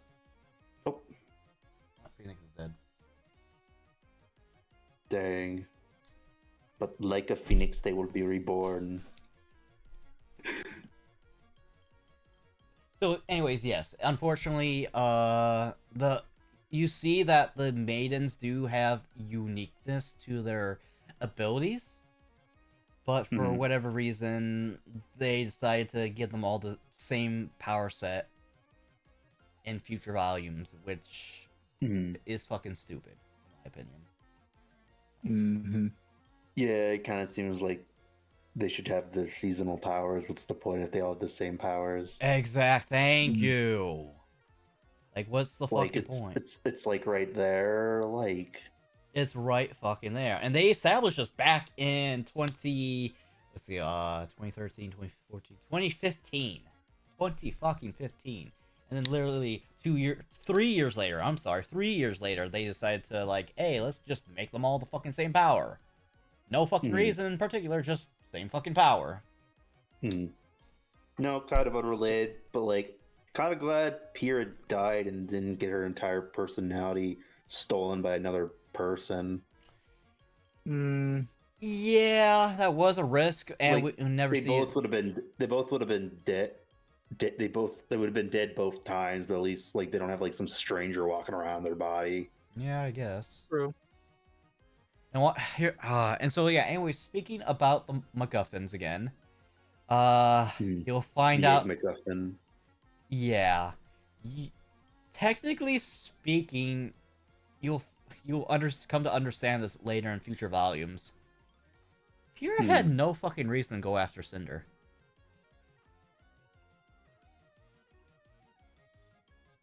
I mean, they just went to get like try and stop Okay, stop them from what? evil stuff. Okay, like what? Like they're literally just like destroying the school. They just stole godlike powers. I mean, that's kind of happening a little bit everywhere, but like aside from the godlike powers, like what is she? What would be the point of confronting her then? To potentially kill her before she kills other people. Maybe stop the terrorist attack. Then wouldn't Cinder just like I don't know, join in on the massacre with the Grim and the White Thing? I mean, like she has godlike powers. Like Pyrrha's already gonna like sacrifice her life to like get those powers. Might as well like give it a shot and like, oh, let me kill her before she like does evil god stuff. I don't know. It's probably just like a spur of the moment thing. Like I said, You know what I mean? she had no actual reason to actually go after Cinder, and therefore she had actually no reason to die. Unfortunately, she didn't. Like that's honestly the one thing. And I didn't realize that until years and years after. I think it wasn't until like 2019, 2020 when I realized that. And me and my ex around this time, we were big on RWBY together. And we were like both loving and hating RWBY at the same time when they started going downhill in terms of like the narrative and writing direction.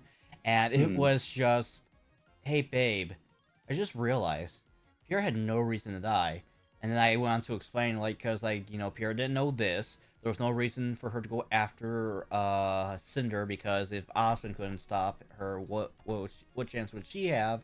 if and again she had no idea what Cinder had planned in order to justify going after her, and she was like, my girlfriend or my ex-girlfriend was like, huh, shit, you right.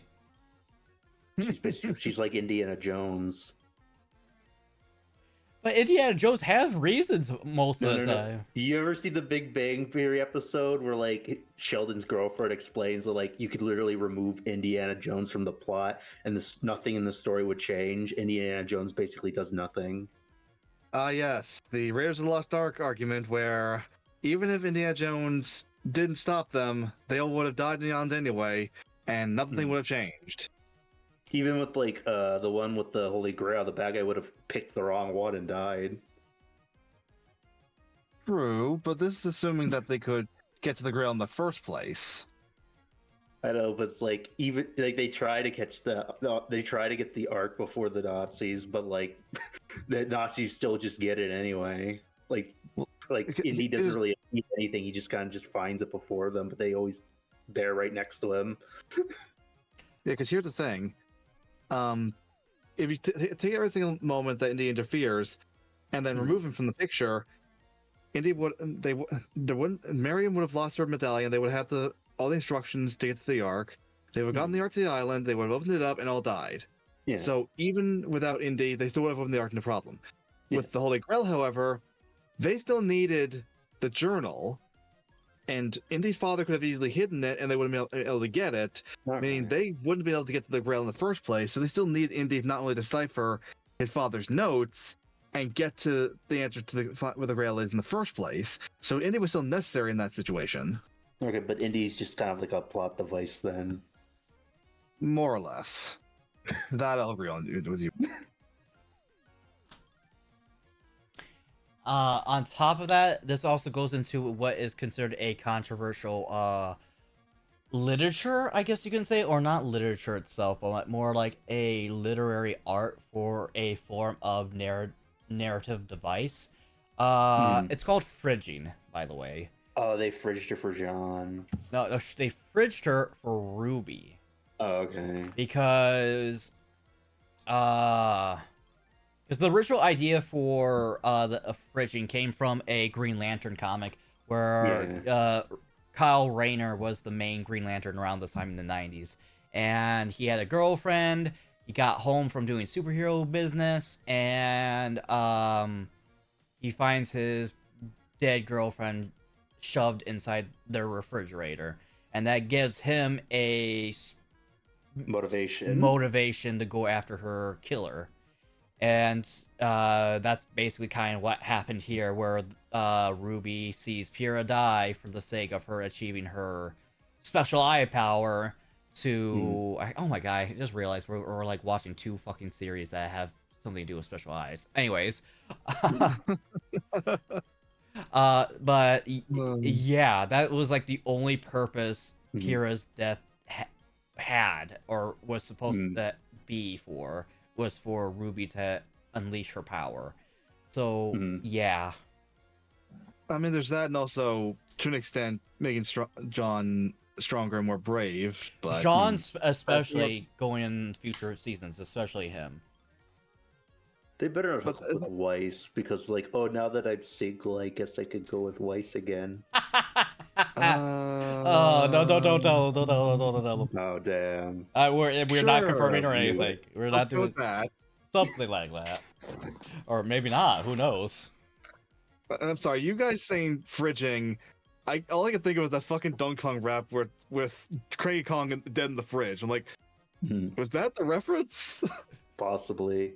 I remember hearing when like Deadpool 2 came out, people like basically were like, oh, they fridged Deadpool's girlfriend in it. Yeah. And like apparently like in the Deadpool comics, like they were writers for the comics were like famously told about fridging, and like, oh shit, we never heard of that before. So they basically stopped doing it or made fun of fridging in the comics. Yeah. So like they kind of like, you know, like you should know what fridging is, the movie writers. It's like because Deadpool the comics touch on it, and they're like, oh no, we didn't fridge her. We just needed to kill her off to like motivate Deadpool to go on his journey to get revenge or whatever. And people That's are like, fridging. You just defined That's fridging. the literal definition of fridging.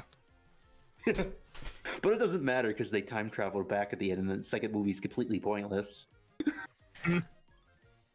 Yeah. And Yeah. then they just break up in the third movie for plot reasons. Yeah. And they semi get back to get there potentially. Who knows? Possibly, maybe, not really. We'll never know because even Ryan Reynolds said that he most likely won't do a Deadpool 4. This is sad. Really? Yeah, he actually was asked if he had if he was given the opportunity to do Deadpool 4, would he do it?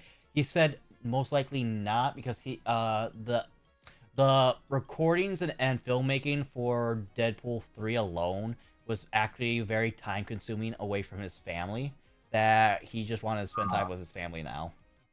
That makes sense. I could see him popping up in the Avengers though, and then Yeah. leaving. That's basically I what will happened. say I'm glad he did what he did with Deadpool with Gambit, because apparently Channing Tatum's coming back for the Avengers possibly. Let's fucking go.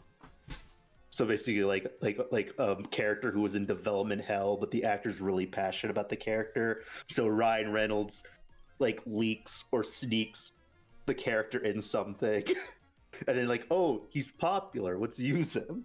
Yeah. So like, I hope they do something cool with Gambit. I hope so too. Gambit used to be like one of my favorite characters from like the old X-Men cartoon. Also, the fact that like the 2000s X-Men cast are coming back for the Avengers is just like or Disney's gonna make you do this till you're 90 is true. Like, poor Patrick Stewart, he doesn't need to be in the new Avengers. He doesn't. Let the man rest. Just get Ian McKellen. Or, no. James McAvoy. Get James McAvoy back. I was like, Ian McKellen's just as old, I'm pretty sure. No. I mean, like, I meant the actor who played young Charles Xavier. Like, what? I guess they're not nostalgic enough. Oh, yeah. But at least we're gonna see the guy who was in both Hop and the Sonic movie play Cyclops next to Rocket Raccoon, like another CG animal. So that might be funny. Those memes are funny. He is cursed to be in movies where the character he moves with isn't even on set with him. It's just a statue that they basically they better be in a scene together, they better be in a car. Say, what's the word I'm looking for here? When you remove something from a scene with using CG or editing. I am actually blank on the term. What is it called? When you remove something from a scene in moving or editing. Cutting? Something like that. Masking or something, I don't know. Mask it out and then just talk to it to an empty chair. No, chroma keying would involve a green screen or blue screen. I hope Ian McKellen will do all right in that movie, because he was like really depressed filming The Hobbit, and this is probably gonna be way worse. Because he's like, like the Lord of the Rings movie was all physical sets, and he was like acting with actors, and it was like a fun experience. And then when he did The Hobbit, he was just alone in like a wizard gown in a green screen room, and he's like, "This is not why I got into acting. This is fucking depressing." I saw that behind the scenes, and I felt so bad for the man, because you see the look in his face, thinking, okay, where are the other actors? Like, oh no, they already filmed their scenes like last week. You're just filming your parts. Like, wait, what? Oh yeah, everything's CG, everything's done through green screen, and just we're gonna match you in. Like, yeah. Wait, what? Yeah, like why not? Get the young ones. I get it because like they want the full X-Men team, and they're more nostalgic and like bigger names, like, oh, Halle Berry as Storm, what? But it's like, I don't know. Oh, we only really need Magneto and Charles Xavier. Also, maybe they didn't want to do it because like Jennifer Lawrence doesn't want to put the blue makeup anymore. So like, oh, we'll get the other Mystique. I mean, they could just have her mocap her face and then have the rest be CG, or I don't know. I feel about I'm that. pretty sure the last movie with her, she just was never blue in the whole movie. Oh no, she wasn't that X-Men 3? It was Dark Phoenix, I think. Oh, I think it's somebody else. Yeah. I'm thinking of the other Mystique then. Yeah, I'm thinking of Jennifer Um, Lawrence. She was famously like hated the blue makeup. She said it was like really itchy. And each movie, Right. you could tell each movie the makeup gets kind of less detailed. And to accommodate so it's not nearly itchy. Yeah. and like her like not being blue for most of the movies. Like she's just in her human form. Yeah, my best guess is they're gonna have her just instead of putting on the makeup, just have her wear a mocap suit with dots in her face so that they can mocap her face, and then just more or less just put that on a 3D model of Mystique and just I have don't her do know that. because it's basically just like what they do with Gamora. Like they're not going to CG her, but also they're getting like what's her name, Rebecca Romaine. Is that the other Mystique actress? I think so. She's gonna be in the new Avengers. They're getting the 2000s X-Men cast. So like she'll probably all right, we're bringing you back, but you can wear clothes this time.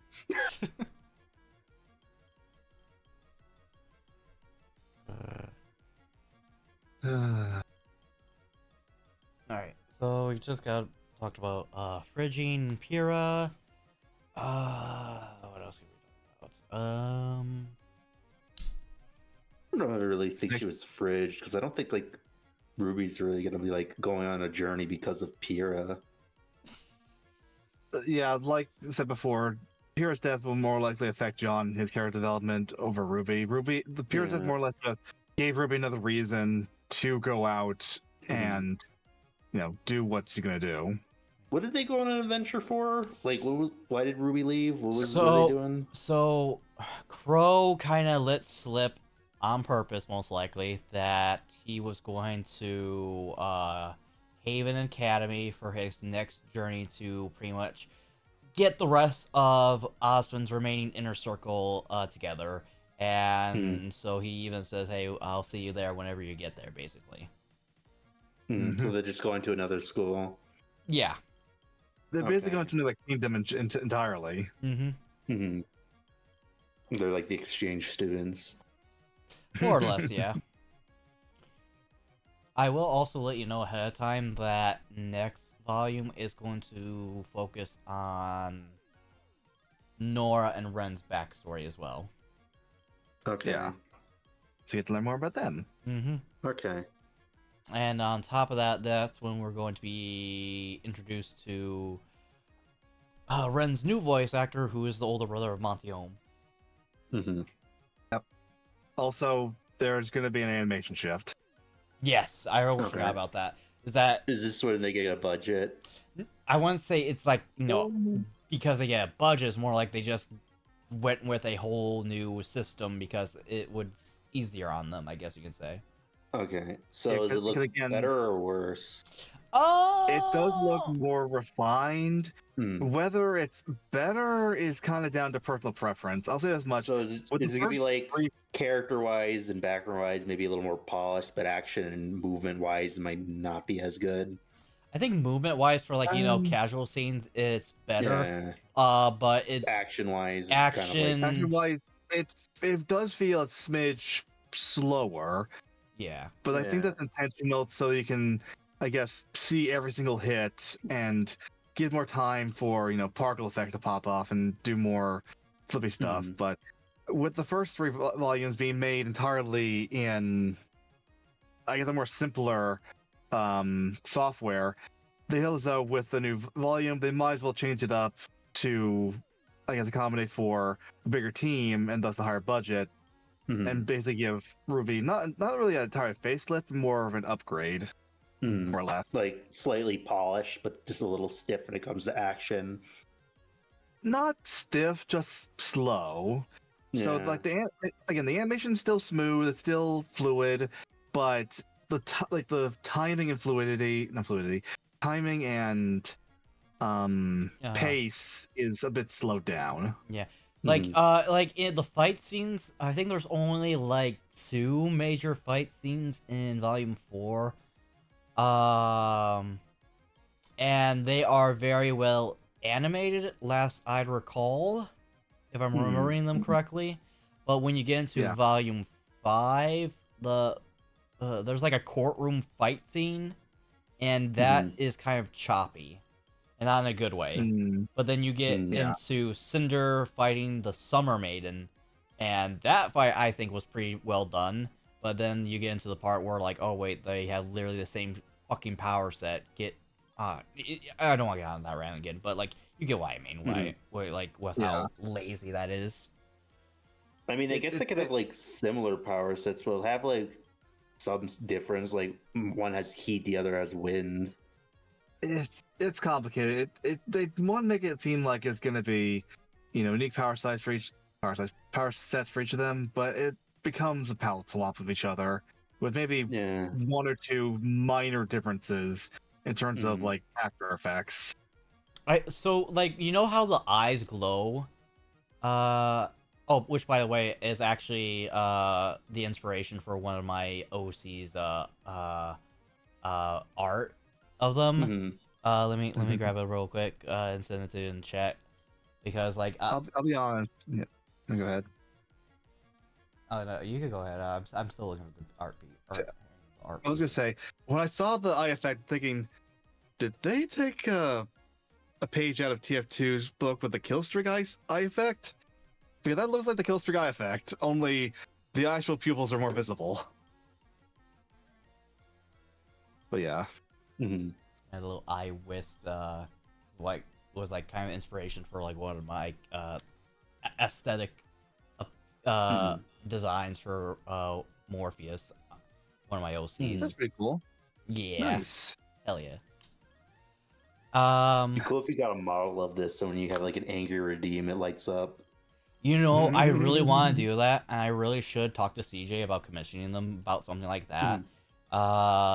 I'll see what I'll have to do when we ever get to that point. But yeah. Neat. Yeah, and what else?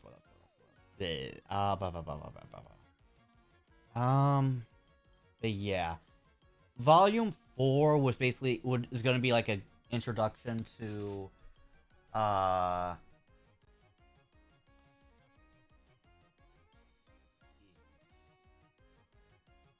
Balls. Just to say this much, volumes 1 through 3 are basically the Veil/Beacon arc. Volumes 4 to 5 are basically going to be the Haven arc. Yeah. 6, 7, more or less the Atlas arc. Hey Suda, And then how are you? 9 basically becomes the final preparation arc. Or not final preparation arc, the I'm not gonna spoil it because the arc night ending kind of gives it away, so I'm just gonna say it's a very interesting arc. It's tricky. So like basically every 3 or less seasons is basically kind of like a little arc or a movie, because like these first 3 seasons felt kind of like one kind of like connected. Story. Yeah. That's More basically like arc. Because like every 3 seasons they do an outfit change. Yeah. And you will even see it in volume 7? 4. Well, yeah, in in volume 4 you'll see the outfit changes, but like in volume 7, like you will even see it again after that. And you will even the intro for volume 7 is literally the 4 main girls like going to Atlas Academy in like their like original outfits, then develops into their second outfits to their current ones in the next 3 volumes afterwards.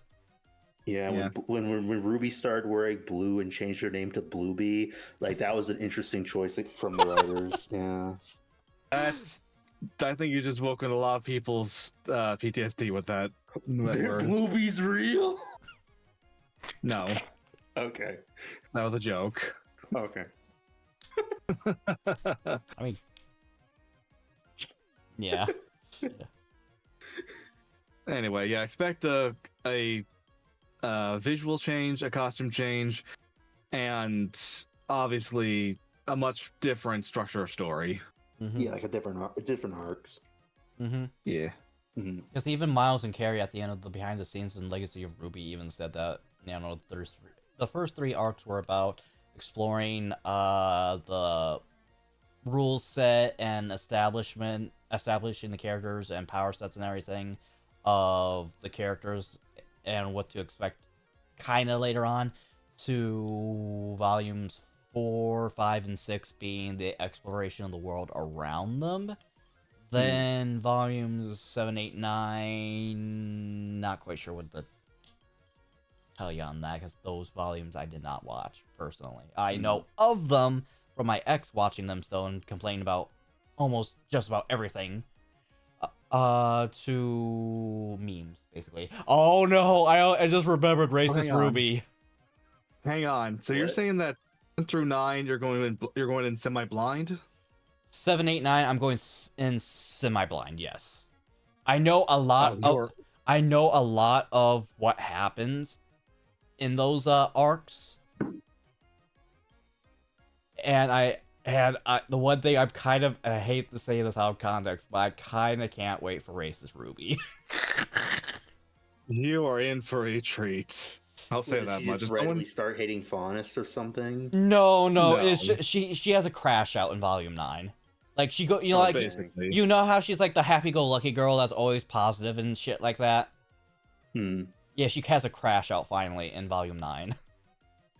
Yeah. Well, did they introduce like a different race of magic people, or No, just no, like Faunus? it's Not exactly. you'll get it when we get there. Okay. Eventually, yeah. The memes that spawned out for Crash Out have just it was just hilarious. Like I even had to ask my ex, like, well, hey, babe, why is racist Ruby trending on Twitter? About that. You'll also be surprised by certain something else that happened in Volume 9 that, let's just say, made the fandom both cry in excitement and scream in rage. Oh, is it because of Nickel? Right? Nothing, nothing. Hopefully I Okay. got out there because holy crap, I can't really spoil that, but You'll see. I think I thought it was like nickel diet. I'm like, oh, my nickel theory was correct. No. no, And nickel dies. but we get introduced to Not Quarter. killing the robots. We get introduced to Quarter though. The dynamic duo of nickel and dime. Yeah, but yeah, I am going into 7, 8, 9 blind, mostly because because of like for me the writing and narrative direction for RWBY going in volume 6 was just atrocious to me, and on top of that, I was just not digging how like we were building RWBY up so much throughout her volume when she was pretty much told of like what she is and how special her eyes are again, and like how important those eyes are at like killing Grimm and shit. And then like you're expecting that big dub at the end, and then it's like, and then we get the Gurren Lagann moment. Like, really? Are you fucking kidding me? I'm not even paraphrasing to that either. Like, we get a Gurren Lagann moment. I'm not gonna say when, but like we do, and it's so because like you had the perfect character progression, the perfect beautiful scene for RWBY to get that dub, and then he was like, no, Gurren Lagann moment. I'm like, and the animation for that was so cringe and like generically like the show's based off anime, but even that scene was just so generic in the setup and the transition from like, all right, power drill, go, and then it literally has its own like transformation sequence, like Sailor Moon levels of like wasting time transformation sequence, and then they're like, that's what does the job. I'm like, what? So yeah, after that, I just dropped RWBY after that.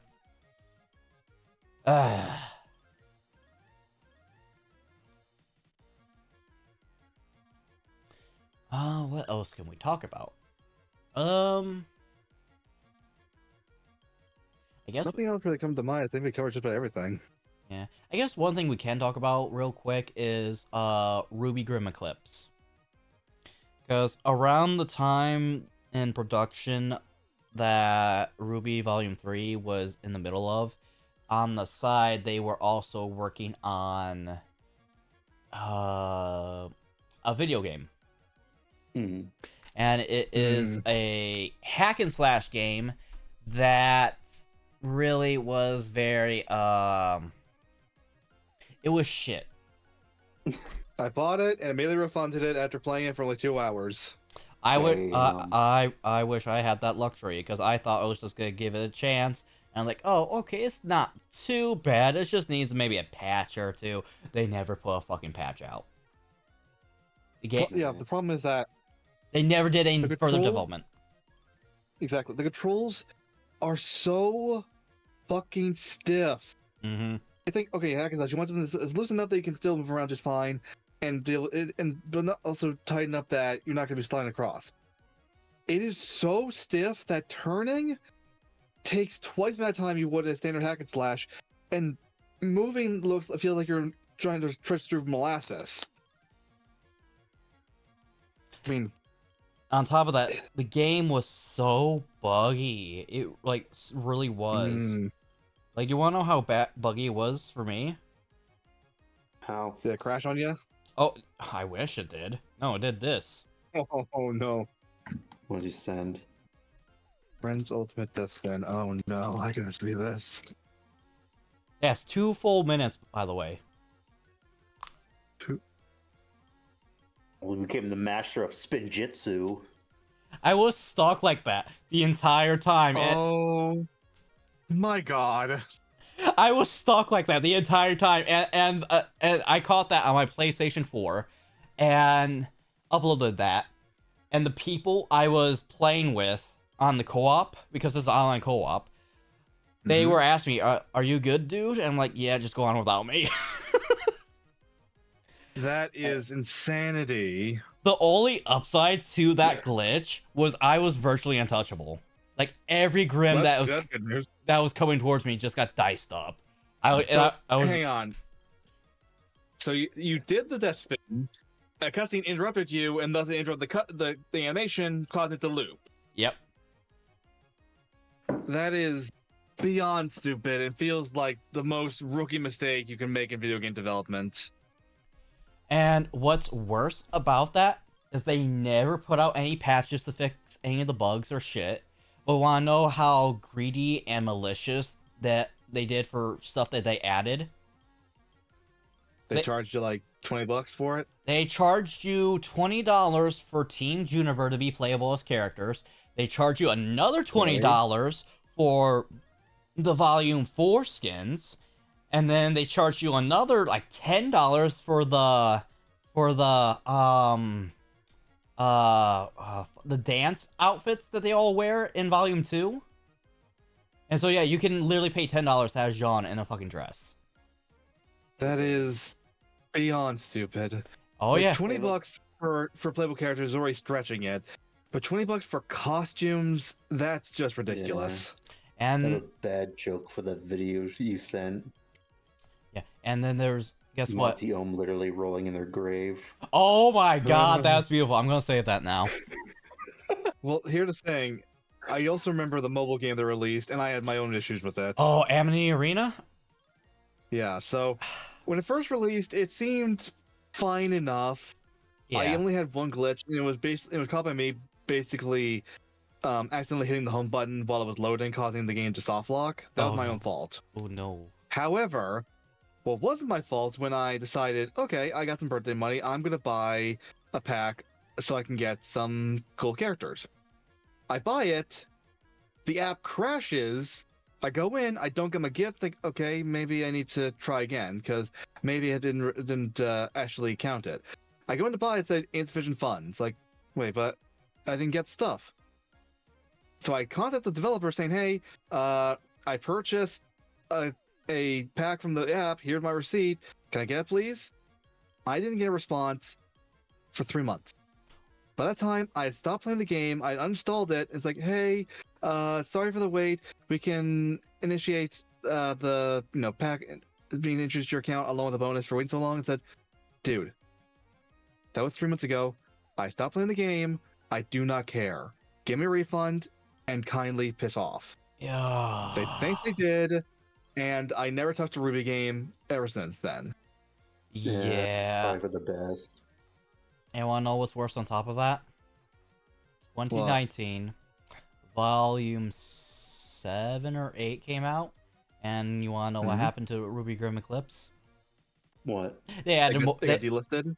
I wish. No, it's still Oh. available to this day on even and they even did a Nintendo Switch port too, which I'm scared to even look at. But I don't even bother looking at how bad that is. but because of the release of Volume 7, they even added another DLC for $20 skins of their Volume 7 outfits. They did nothing to help fix the game. Instead, they kept on nickel and diming fans to just buy skins. Oh, like, oh yeah, good. So they took the Blizzard approach. Basically. Why does it have positive reviews? Probably because of blind RWBY fans.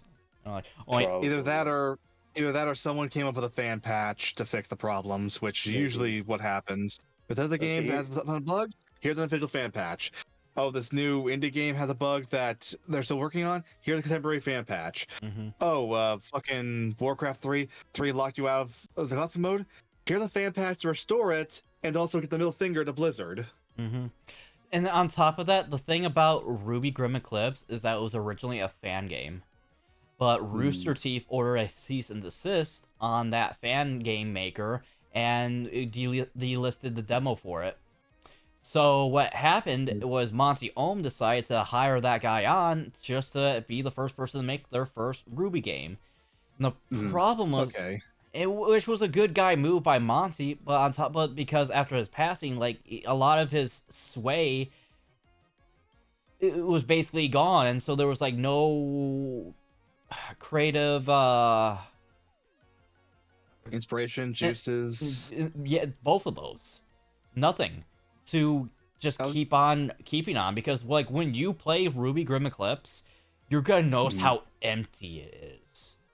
Like you're gonna clear a horde of Grim, and you're gonna notice how fucking empty everything is. It's crazy. Like you could clearly see there was like going to be like bunch of like stuff put here or there, but like it's empty. It's completely empty. You know what to compare it to? Kingdom Hearts Dream Drop Distance. All the areas that used to be like pretty confined were stretched out to account for the flow motion. The difference being, however, is that in Dream Drop Distance, you had the flow motion to jump around and fly around to have fun. Grim Eclipse, you got none of that. So they gave you a ton of space with nothing to do in it because, one, the guy was practically rushed out to release the game for a certain deadline, and two, there was effectively no one else helping him with it because they said, okay, you handle the game. If you need help with the models or animation or whatever, we'll help you with that, but everything else is you. Like, yeah, first off, you nearly pulled Nintendo by licensing a fan game, which you would not get profit from, so the fuck is wrong with you? Secondly, you hire the guy on, which is, again, a good guy move, but then when the guy who hired him on passes away, you basically treat him like another one of your employees, only lower down the food chain. So, Rooster Teeth, I was going to say I wanted you to keep going, but after hearing the story, I'm glad you're dead. Because if this is what happened behind the scenes, Christ, I pray that it doesn't happen again. Oh yeah, we haven't gotten to that part yet. Okay, so yeah, let's so and then I know what's sad about RWBY Grim Eclipse. It's actually supposed to be canon because it takes place in between the events of volumes 2 and 3. Yeah, 2 and 3. You're kidding me. They made the game canon? Yep. What about the other game? On Steam, there's another one. Yes, and then we get into RWBY Arrowfell, which is a side-scroller game. Not very good. Well, I mean, it has potential, but so did Grim Eclipse, and you saw what happened there. Just untouched. I looked at it on Steam. It only has 200 reviews. Yeah, that's not good. Arrowfell is basically... Well, I know what's fucked up about Arrowfell? It's done by the same people who make the Blaze Blue games. And Interesting. Yeah. And so instead of doing another fighter game, they just went with a side scroller game for some reason. Or fuck, they could have if I remember correctly, I think this is also the same people who did the Fate Extella games, which are just the Fate equivalent of Dynasty Warrior. So it's a big hack and slash game again. So they could have done that. It's made by Way Forward, who made Shantae, so they could have also been inspired by that. But the Arc system works. I mean, they also help with Shantae, the Seven Sirens and such. So it's not totally out of the question, but still. You make characters that are made for a fighting game, or maybe a hack and slash Dynasty Warrior style game, and make a side scroller. There's going to be some awkwardness. Yeah.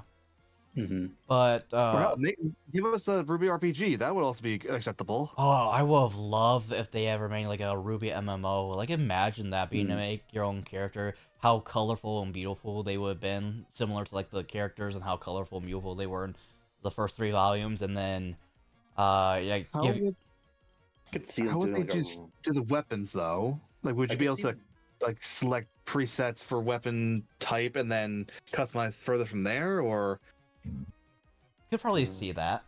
Like, I could see them do a Souls-like. That'll be interesting. A Souls-like RWBY. Christ all fucking Murphy mighty. I mean, they have crazy weapons and they fight monsters. Like, I could see it. Except in Dark Souls, you're just a guy with a big sword and a bottle of healing potion. In RWBY, you're a fucking speedster. Yeah, but like you're a guy with a sword, but it's also a gun. So it's like Dark Souls or like Elden Ring, but like style like fighting, but like with guns. Could probably do something similar to like Black Myth Wukong. Mm. It's like you're literally the Monkey King, but it's like a Soulsborne game. Pretty much, yeah. Like maybe not straight up just like Elden Ring, but maybe like a Souls-like. Yeah. All right, and so another thing about Arrowfell is also canon as well. It's also interesting. Yeah, because the cutscenes that they use for that game are quite literally the same the same exact thing that they use in volumes 7, 8, and 9. I mean, it says in the description, this in-canon story set during RWBY Volume 7. Yep, there you go. I mean, old movie tie-in games had like clips from like movies. Doesn't mean the video games. No, canon. no. Well, they made their own like original cutscenes with like the same like graphics and everything. So it's like it quite literally took like their own like mini RWBY show in this game. Interesting. Yep. Way forward. And so on to from that, since we're talking about some of the behind the scenes now, I think we should probably segue into Shane's letter. So here we go. Shane Levette was one of the not the producers, but he was one of the fight animation choreographers for RWBY up until volume 3 or 4, I believe.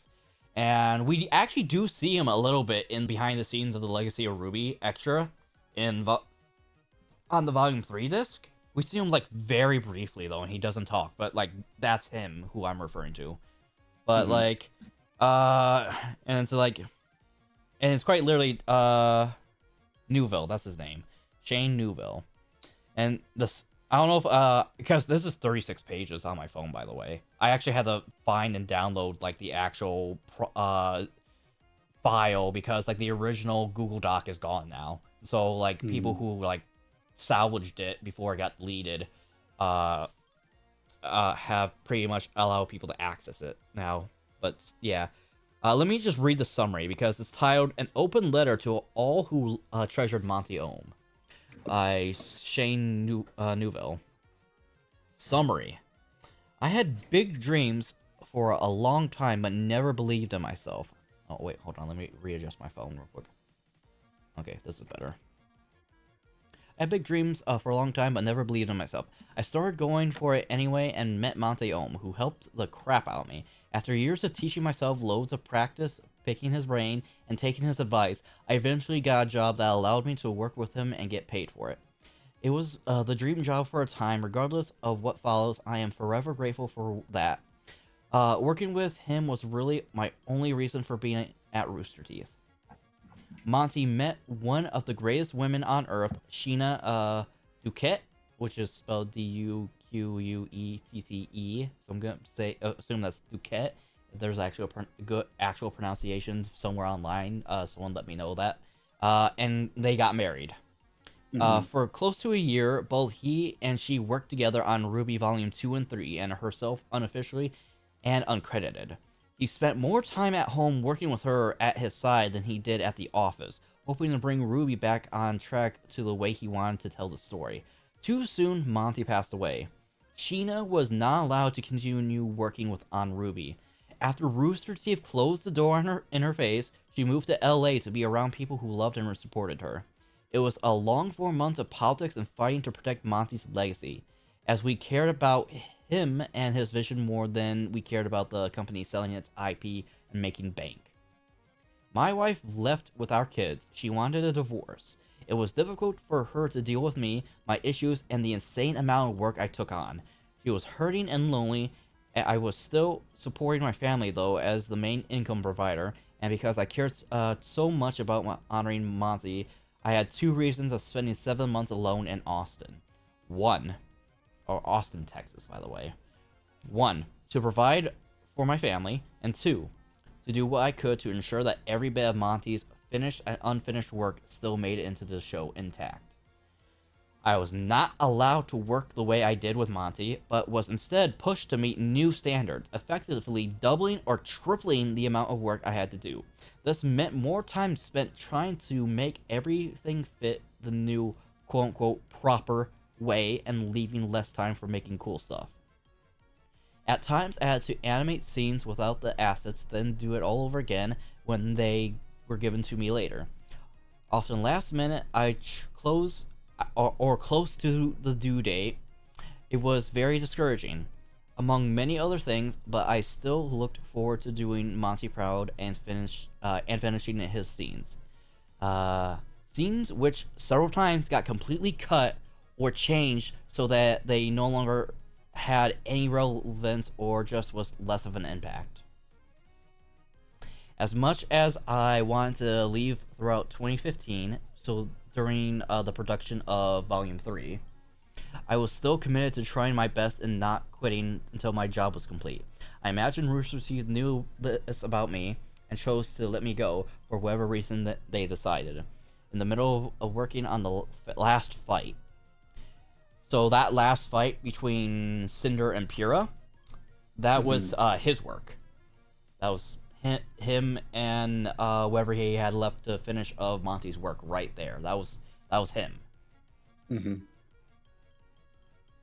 It made no sense to anyone who knew me and what I was dealing with, especially so close to the end. I was lied to and totally caught off guard. Without explanation or warning, I was brought to the office where I was given a speech about my performance not being that great.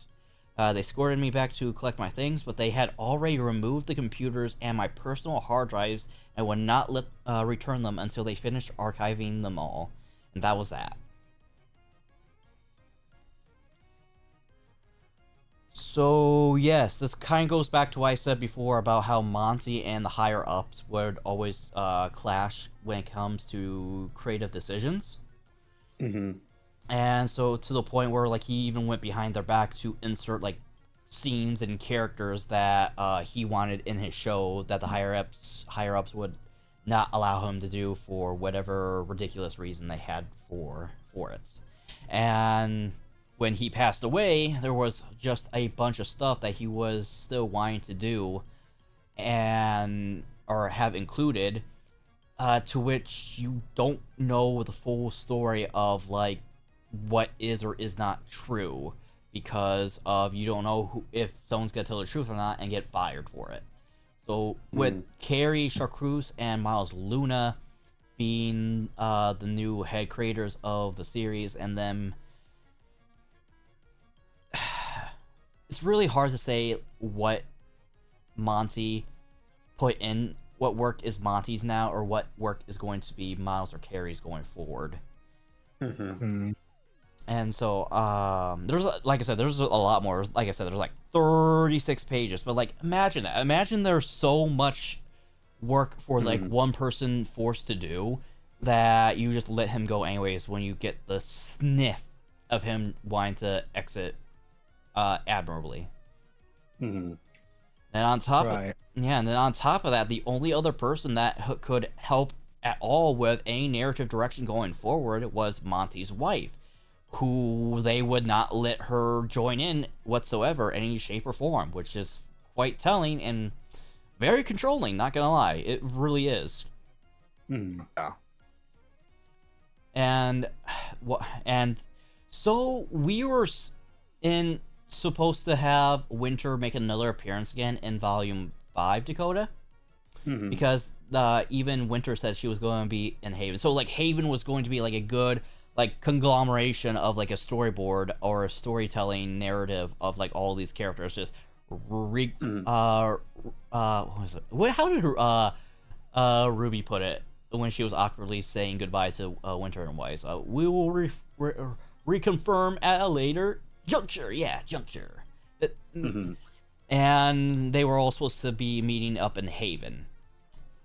That did not happen with Winter, and I'll tell you why. Because when Shane tweeted that Google Doc, you want to know who retweeted and supported him and saying that everything that he says in that open letter is true? Oh. It was Winter's VA.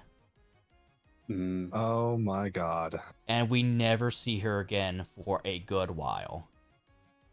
And if I remember correctly as well, the voice actress for Glinda Goodwitch as well was also, I don't quote me on this, but I'm fairly certain that she was also very supportive of Shane's open letter as well.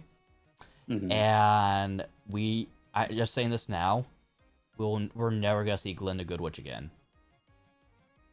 Dang. Yeah.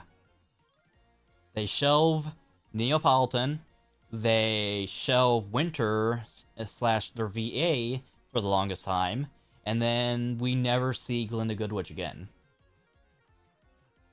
Even though you would think she'd be like a reprising character in like future volumes or something, but no. Not even like just recast, just get rid of them. Gone. Which is funny you mentioned that, to go because they're fine with recasting characters, like because like Mercury was recasted with Spider-Man. I mean Yuri Lowenthal, and then Crow gets recasted after Volume 7. Yeah, Volume 7. Maybe they just didn't want to recast the problematic ones because, like, it's in fear of them speaking out. Because people are like, "Oh, why were you recasted? Didn't you want to do it again?" They'd be like, "Oh, Rooster Teeth was just jerks." Like, "Oh, Rooster Teeth were jerks," and then like they didn't want people, spreading rumors about them or whatever. So it's funny you mentioned that, Dakota, because this is why I don't know when we should do this. Maybe after Volume 9, because that is the last RWBY season that they did before Rooster Teeth collapsed the first time. But yeah, there's like a whole fucking thing about RWBY and Rooster Teeth in general just being a very toxic work environment, and one of the big reasons why Rooster Teeth went under was because when Warner Brothers acquired the Rooster Teeth IP or brand, they pretty much started noticing a lot of mismanagement or very poorly managed personnel, and that they were like, yeah, this is fucked up even for us. Which is quite telling because it's fucking Warner Brothers. Yeah. They're not exactly a peachy in the park either. Yeah. So that's kind of why Rooster Teeth, one of the major reasons Rooster Teeth went under was because of poor management, crunch time,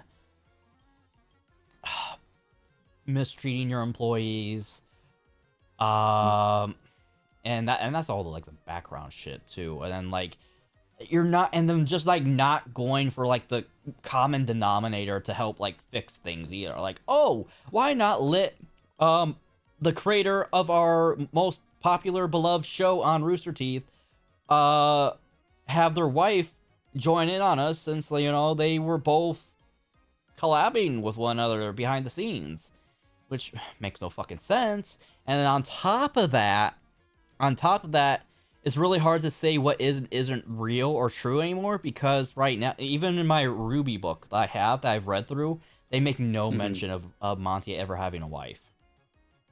Dang. Yep. And then on top of that, all the characters in here all have their voice actors listed, except Crow. And because it's Vic Minona, and this was around the time that his allegations were running rampant, and they just never credited him as the voice of Crow. And it was actually just before his recast too, so that actor never got credit to that character either.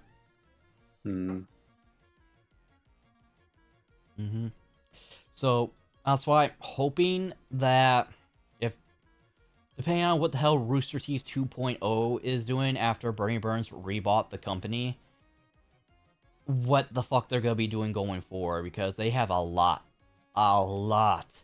to make up for with the shit and mismanagement that that their prior incarnation had been dishing out.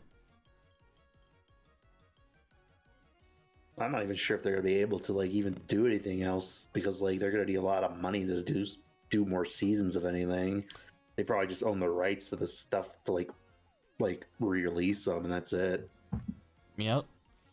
They need money. They probably have to partner with someone else, so someone else is probably gonna buy them.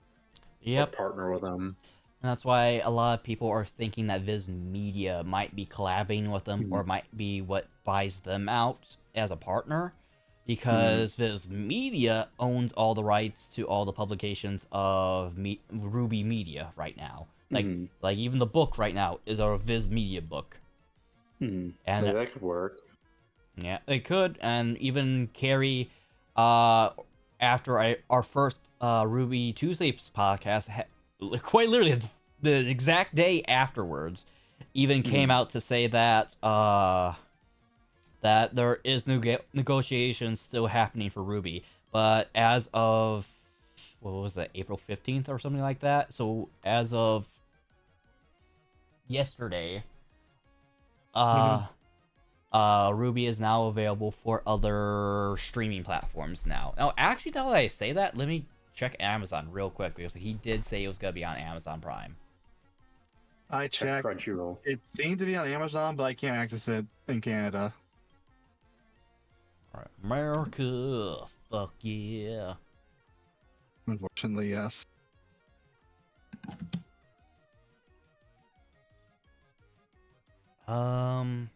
Shit, where the fuck?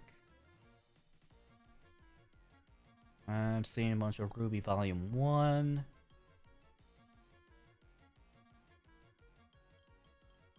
Listed on Crunchyroll, but I don't see episodes. RWBY, Amazon, or was it RWBY Prime or something like that? That's like one of the things. Oh, Prime Video, that's what it is. RWBY Prime Video. Oh fuck. What is it? They're charging each episode? They're charging each season. How much are they a season? To rent it, $4.09, but to buy it and own it, quote unquote own it on volume 4, on your Amazon Prime account, it's $10.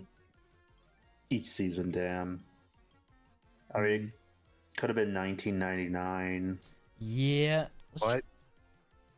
They could have fucking upcharged it, considering that technically RWBY is quote unquote discontinued, but like you never know. So that makes me wonder if it's on like any other streaming platform then. I just checked Crunchyroll. It's like it has a page on Crunchyroll, but there's like no episodes, so maybe it used to be on Crunchyroll and it's just not on there anymore. It used to be, that's for sure. Red versus Blue, Nomad of Nowhere is on Tubi, but not. Yeah, I know that's on Tubi.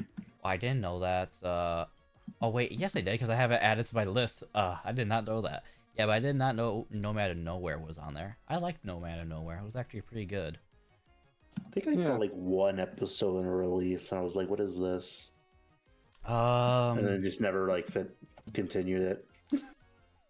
Is it on Peacock? I'm gonna check Max because that's where it used to be. You know, that's actually good. You do that, I check Peacock. All right.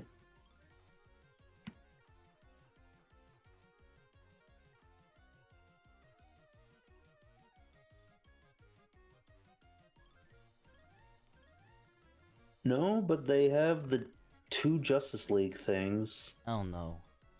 And they still have Genlock. But I guess maybe it's because Genlock's like a Max original and they just own the rights to that. And it's not on Peacock. Damn.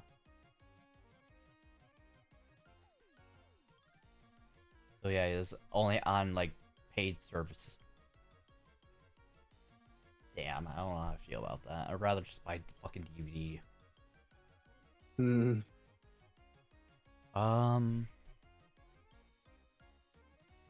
So yeah, going forward, so like Volume 3, my opinion, is like peak RWBY. And so it's like a roller coaster where you get to that summit and then you get to the peak, and it's just all downhill from here. That's basically how I feel about it going forward, especially when we get to like Volume 6. But then anything else after that, then it's just kind of a mystery for me. Yeah, we'll watch it. I was thinking, like, if this was the last season Monty worked on, then they sure went out with a bang. Oh yeah, even and also was kind of like a good launching point because like it seems like the next season is gonna be like a new arc. So like it's tragic he passed away, but like it ended in a way where like you could like do a new story arc. They do. I will admit that, like, because like, you know, all the things that, you know, Monty had set up or possibly had contributed to behind the scenes up to a certain point. Once is all done, yes, they have a lot of like leeway to like pretty much do whatever the fuck they want. But even then, like I said before, like all the rules and shit that they established in the first 3 volumes, they like slowly like retcon it out of no reason other than for the sake of plot. And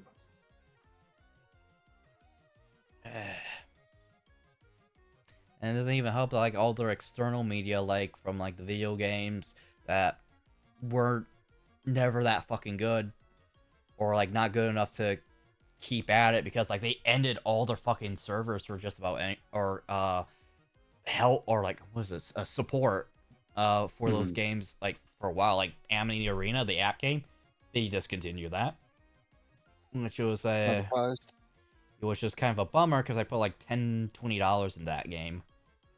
And then I even remember like just laying on my couch like mindlessly playing that game too when I first moved out on my own. Then let's see what else. And like RWBY Grim Eclipse had no fucking patchwork to it whatsoever. And then but they still like added like DLC for you to buy skins. Like, fuck off. Yeah. And then Arrowfell, which was just a side scroller, which out of all the games that they could, or game types they could have done, I don't think a side scroller was their best option. Especially when they tried. No, it really wasn't. Especially when like the arc system. They kind of recognize the game developer when looking at it on Steam, and I'm pretty sure they do a lot of like shovelware tie-in games that are just side scrollers. Yeah, of course they do. So they probably just like, we need a game just to keep it relevant and money. So like, just you guys make it real quick. Okay, we'll just throw something together. I wouldn't be surprised if it's just a reskin of like another tie-in game. And even on top, like the only other like RWBY related game I remember actually being good was the Blaze Blue Cross Tag Battle. I got that for my PlayStation 4, and I was so happy that because they had the Persona characters, the Blaze Blue characters, the In-Birth characters, and another series, I can't remember what it was, of characters. And then they got the RWBY characters, surprisingly, in that game as well, to be in a fighting video game. And it plays very well, and does very well. And yeah, it was cool. And then no other support for the game after that. I mean, they had some DLC characters. They added Neo to the game, but only for like $20 fucking dollars. Oh, jeez. Dang. Oh, It would be cool to see like indie animation version of like Smash Bros. Oh, that'd be interesting. That'd be cool, yeah. Palmy punching Ruby. And then like Angel Dust is like, ooh, harder. Like multiverses, but like actually good. Yeah. Yeah. Honestly, if we can't get that, there's always mods, which I get the feeling unless someone finds a way to, break into the Switch 2 and make it moddable, we're not getting that.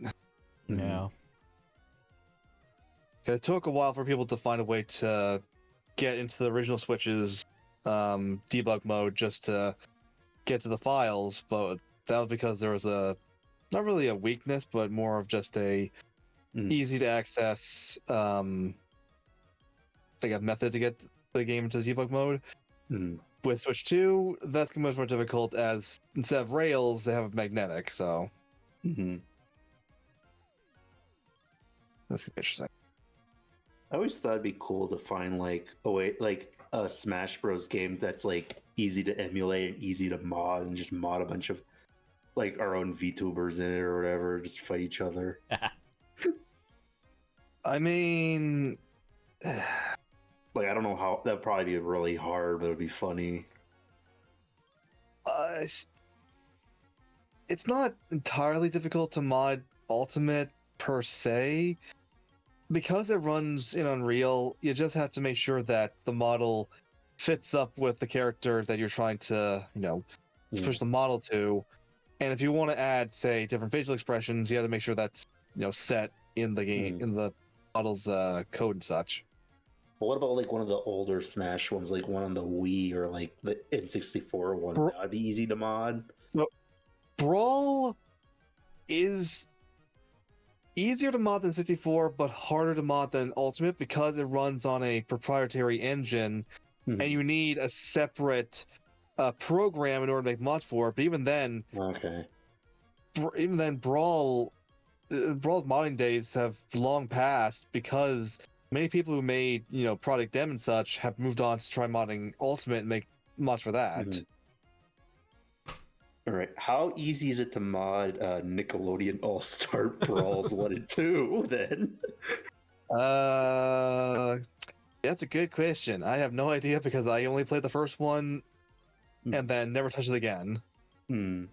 Like I got the second one, messed around with it, and then just never touched it again. It was kind of unplayable until I changed the button mapping to just be multiverses button mapping, and then like, oh, it's playable now. Honestly, both All-Star Brawl and Multiverses were trying to replicate what made Ultimate great while adding their own spin on things, and it only ended in failure. Like All-Star Brawl, they tried to, make so, oh yeah, now you can play these cool characters owned by Nickelodeon. Like, okay, cool, but the game's virtually unplayable and made it so the game makes no fucking sense. Like, what's the point of it all? And Multiverses, they had a battle pass and pointless DLC. Yeah, like I like Multiverses, but they slowly made it more and more grindy and not fun to play, where you can't get anything. It's like, oh yeah, it was fine at the start, but then they kept regressing things. Yeah. Like, they used to be like events like the Rift modes where you could like get a free skin if you like complete them. But then they changed that the last Rift was basically kind of like a gacha roguelike. Where like, oh, play this Rift 5 times and maybe you'll get the skin, but probably not. and you have to do it 5 times a day, and for a chance to get a cute Harley Quinn skin. This is It's one of the like- reasons why Nintendo stopped having anything gacha related in their Smash games after Melee, because like with the Melee you had the thing you could get to get trophies, and Brawl you had the arcade machine to get trophies, but that was fun because you were basically playing arcade machine. And then in Smash 4 you had Trophy Smash, which was different but still cool. And then ultimately they had no trophies, but they had spirits. You can still get them through the story mode and through Spirit Board. So yeah, it'd be cool if Disney made one, but it'd just be all Marvel characters, and that's just kind of lame. I'm tired of Marvel synergy. honestly, with how they're making their characters more gritty in some of their apps, I would not be surprised they made a proper Disney Smash clone. And I made know. so you could play Like- as Gaston with a musket and fucking Mickey Mouse with either the paintbrush that referenced in Mickey or the Keyblade referenced Kingdom Hearts. Like, I know there was like that Chip and Dale movie. There was like a billboard for like a Disney afternoon fighter game, and people were like, "Make that a game where you can play as DuckTales versus Chip and Dale and like Darkwing Duck." Now I'm just imagining a player always picking Scrooge McDuck and just bouncing at people's heads.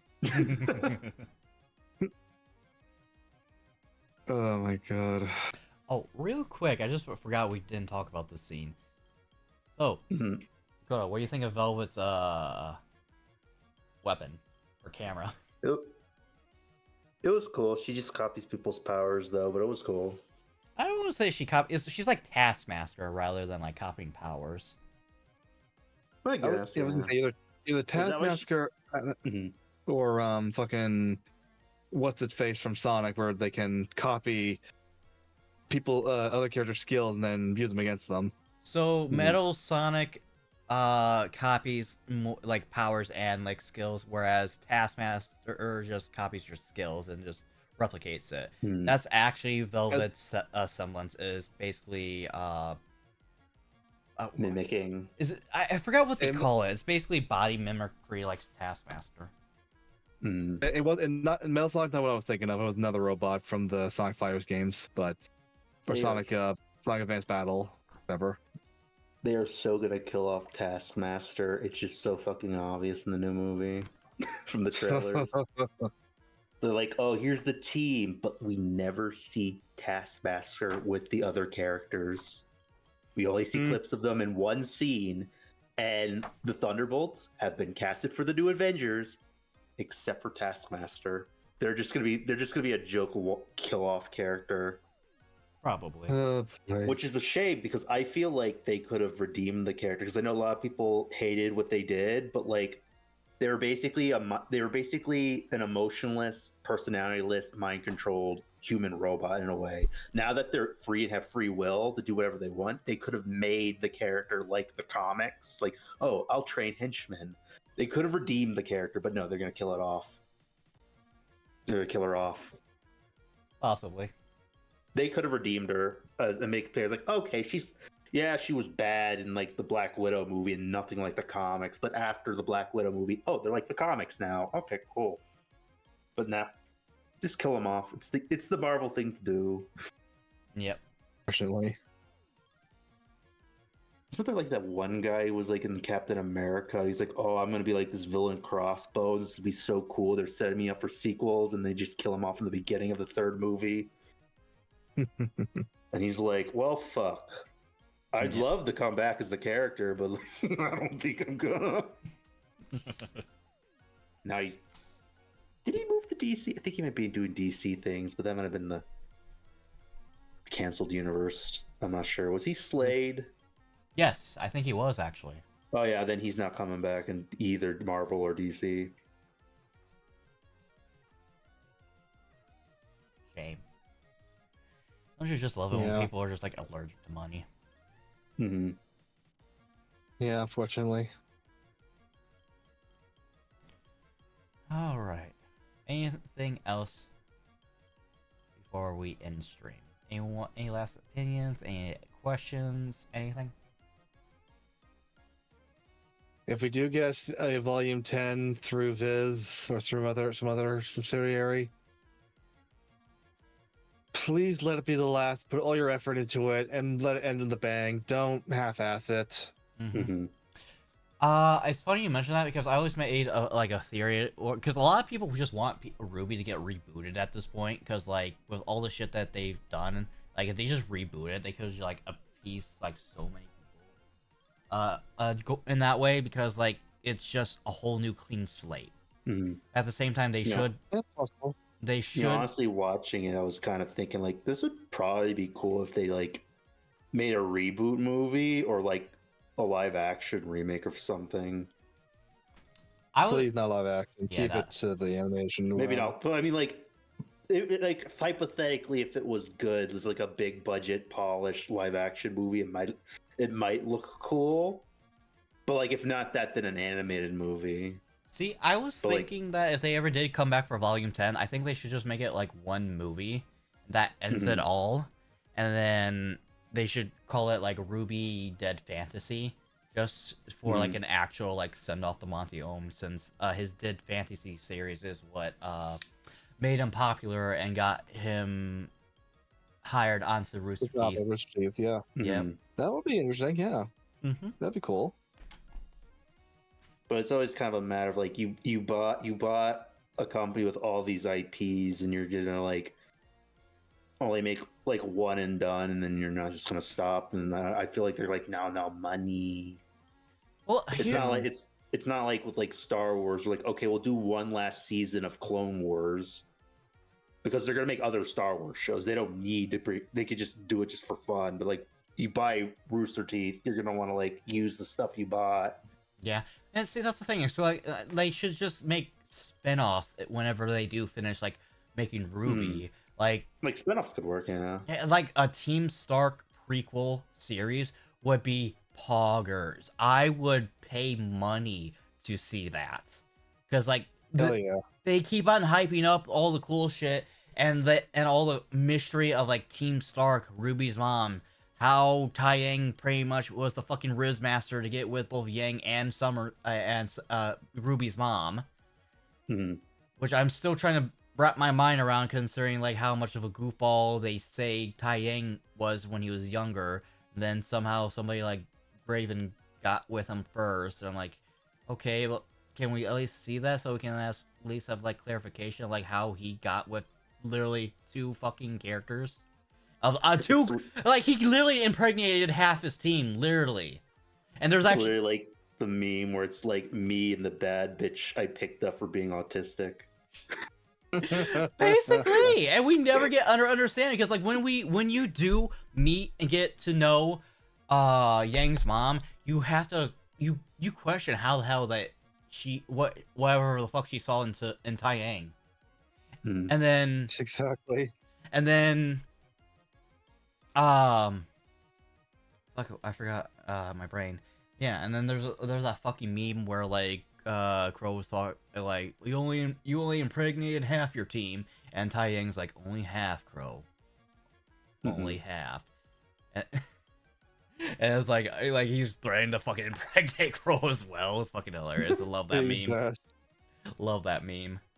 But yeah, like, you know, I like it's not necessarily imperative to the current story at hand, but if you started a spin-off series of like trying to understand and justify how the events came to be, like how did Summer died? Why did Raven leave Yang? How does Tai Yang have that much game? I mean, damn. And then It's your secret. and I think one of the things was that it was originally supposed to be, I think that Crow was originally supposed to be the deadbeat dad of RWBY and just left her to be raised with Tai Yang. I really think that was the original idea for him and RWBY, but like it's not. I mean, interesting idea to have Yang and RWBY be half siblings, but like I was expecting like I can't find the actual tweet of this from Monty, because he like in the lead up for RWBY's release, he was like posting tweets about like naming conventions of how he names his characters and how they come to be, to saying, I think he said something about something unique about Ruby and Yang's relationship between one another, and just ended up them being half siblings, which, you know, that's kind of already not a secret, since, you know, they already admit early on that they're sisters. So it's weird.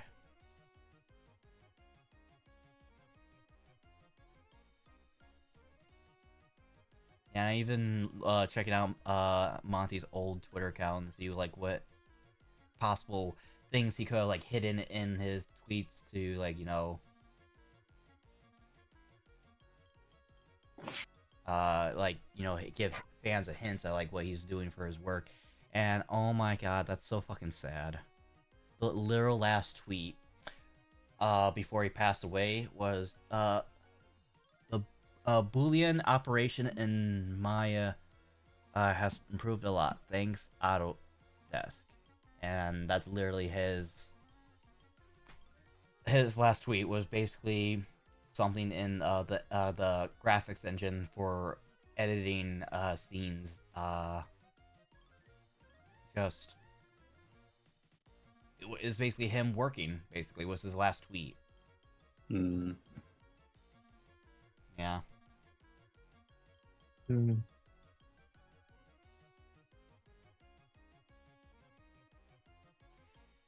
Yeah.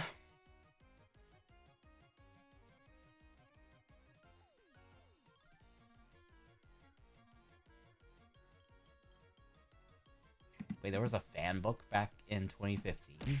Ow! What? Yeah, apparently there was a Japanese official fan book back in 2015, and even Monty even shared it. Wow. Like a fan wrote a book and they like published it. Yeah, it looks like it, and it's actually looks very well detailed. Oh, did the RWBY manga come out in 2015 as well? Oh? Yeah, because Shiro Miwa did the first RWBY manga, and there's apparently a fan back in 2015 that is holding this exact book. Cool.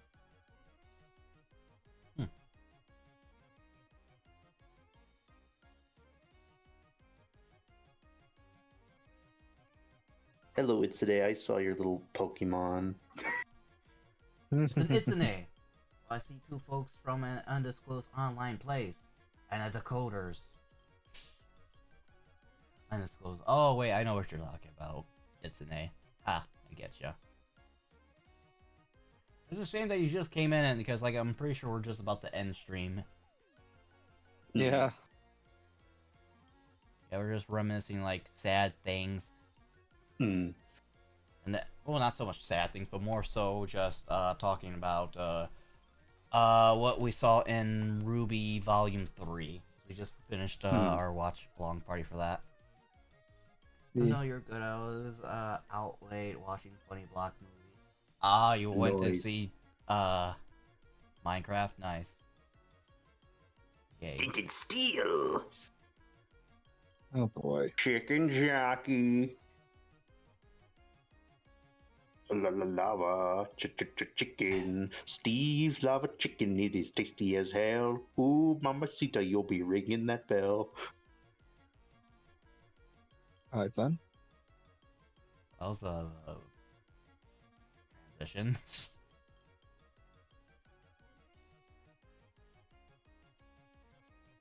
Yeah, RWBY season 3 was really good.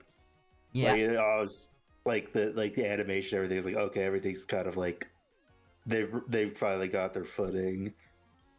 Yeah. And then unfortunately, Honestly, I like stuff that starts out kind of like not necessarily good or jank, and then like seeing it improve rather than a show that starts out good and then gets worse over time. But I guess RWBY's like in a weird area where it does both, where it's like it gets really good and then it goes down. Yeah, that's the only downside to Mm. Ruby. After like I think like when it gets like fine in volume 4, like Mm. it's a good like starting point of trying to continue on Monty's work after he passes away. Mm. But then like the writing like hits it just like starts going downhill by the time you hit Yeah. volume 5, then more so when you get into volume 6, and then after that don't know that much afterwards Mm. because like I said, like that's when I stopped watching RWBY is after volume 6. Mm. What happens if you finally like watch these new seasons or like rewatching the ones you didn't like and you end up liking it this time? Like still acknowledging the flaws, but like okay, it's kind of fun. How Then would you feel? I see. I think it's like one of those things where like when I have my like expectations so low for something, I just like feel like I like it to a certain degree, like more than I should probably admit liking. Like for example, like Jodie Whittaker, for example. Like I've Mm. constantly kept on hearing how she was like a horrible Doctor Who, and her seasons of Doctor Who were like the worst and whatnot.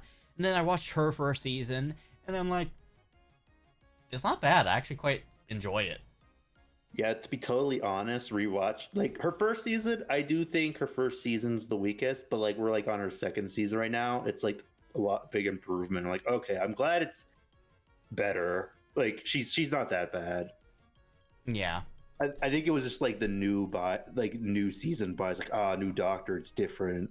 But now that I have time to like grow and like kind of like get used to it, like okay, her seasons are fine. Well, Still, they're still boring in comparison to other seasons, but mm, like they're not as bad. yeah, they're not as bad. But the thing is about Jodie Whittaker's run, and even I would have people who like to defend her as being a good doctor. It would be like, yeah, Mm. her seasons, she's good as the doctor, but it's just the people who are writing were bad writers. She just had very bad writing, especially when you get to the Timeless Child and Jesus Christ. I don't want to get on that fucking tangent.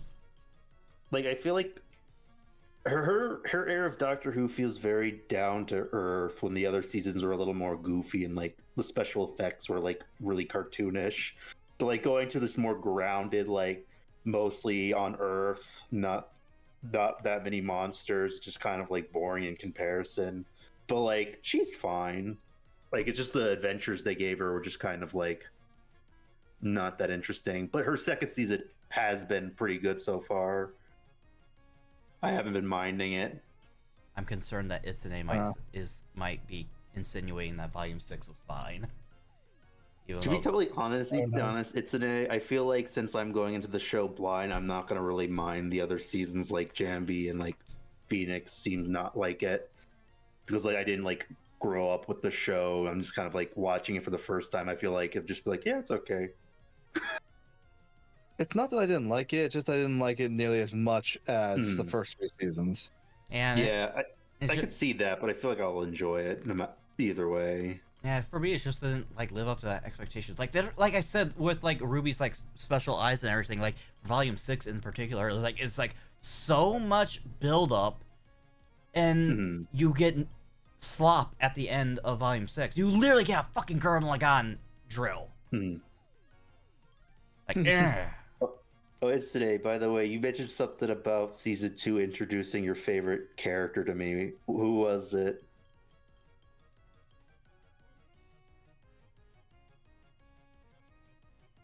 Neo. Okay. Yeah, see, this is like that's why Neo is so beloved. He says so much with no words. See, no, see, that's both a good joke and actually very accurate. Cause like she's nothing but facial expressions. That's all you need from her. Is just facial expressions. Does so much, but with so little. And to this point where No. I can't. So yeah, Itsune, did you know that Sarah Silverman was actually supposed to be the voice of Neo, but they couldn't get her in time? So that's why Neo's mute, is because they couldn't get an actual actor for Neo. So they just ran with the bit. Sarah Silverman. She's a comedian actress. Have lady. you seen Wreck-It Ralph? She's Vanellope, the little girl that's friends with Ralph. Yes, that's her. That's a. Yeah, she's not really in that much. Oh yeah, they get it. Honestly, now that you mention it being Sarah Silverman, like yeah, Neapolitan was supposed to be Harley Quinn. They have that similar sounding kind of voice.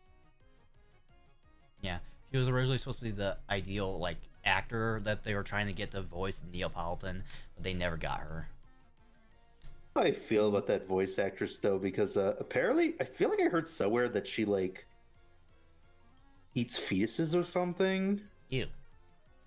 Something about like she like does like stem cell stuff to make herself young or something. Like she said, people are like, wait, you eat fetuses? Yeah, and then yeah, they even Like eggs or something. even Itsune is aware that Neapolitan was never going to I don't be know. a character if it wasn't for Monty just saying fuck it and then sliding her into the series. Hmm.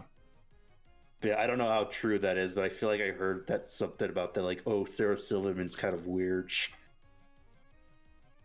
Like, Yeah, yeah, that's another thing. That was also the inspiration for Neapolitan was that there was a gender bent cosplay of Roman Torchwick, and then Monty decided to want to give Roman a sidekick, and that's when they were trying to figure out who would be a good voice for it, and they wanted Silverman. They couldn't get her in time. Higher ups, executives were telling Monty not to include her. He did it anyways, and that's how we got a mute character that is beloved by so many fans. And I'm fairly certain it was I think it was Sheena. I'm like 99% sure that it was Sheena that was the gender bent cosplay. So it was quite literally Monty's wife, I believe. What did they send me? Oh, they sent me the cosplay. I'll copy paste in the group chat. Yeah, you do that, and then I'm gonna look up Sheena then, because I'm 99% sure it was her. Yeah, that doesn't look like Sheena. Oh, very nice. Again, I could also see like there being like a Harley Quinn Joker kind of inspiration because like Sarah Silverman kind of has that like Harley Quinn accent and like badass female henchwoman. It's like, yeah, it's probably what Monty was thinking. Yeah, that's not Like, Sheena. let's do that. Oh, it's not? Yeah, it's not, but this is Monty's wife, I believe. And she has done cosplay of Neo as well, and other RWBY characters. Very nice. That's pretty cool. Did this come before or after the character? I think after, based on the decorations and her parasol. That parasol was probably hard to make. Is it like accurate or is it just close enough? I think that's actually accurate. Yeah, if it's accurate, that had to be like hell to make. Neo, Unless they just found something that looked vaguely similar. That's pretty cool.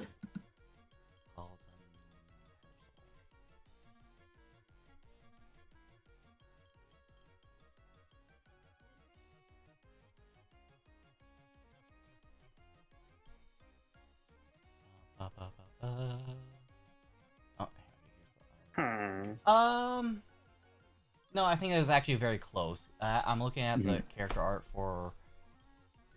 Okay, so it's like not accurate, just close enough. It's very close. It's really close. I think the only thing that was added addition was maybe the pink on top.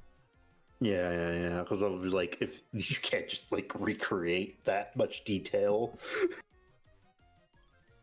it has to just be like they found something close enough and they just tweaked it. Oh.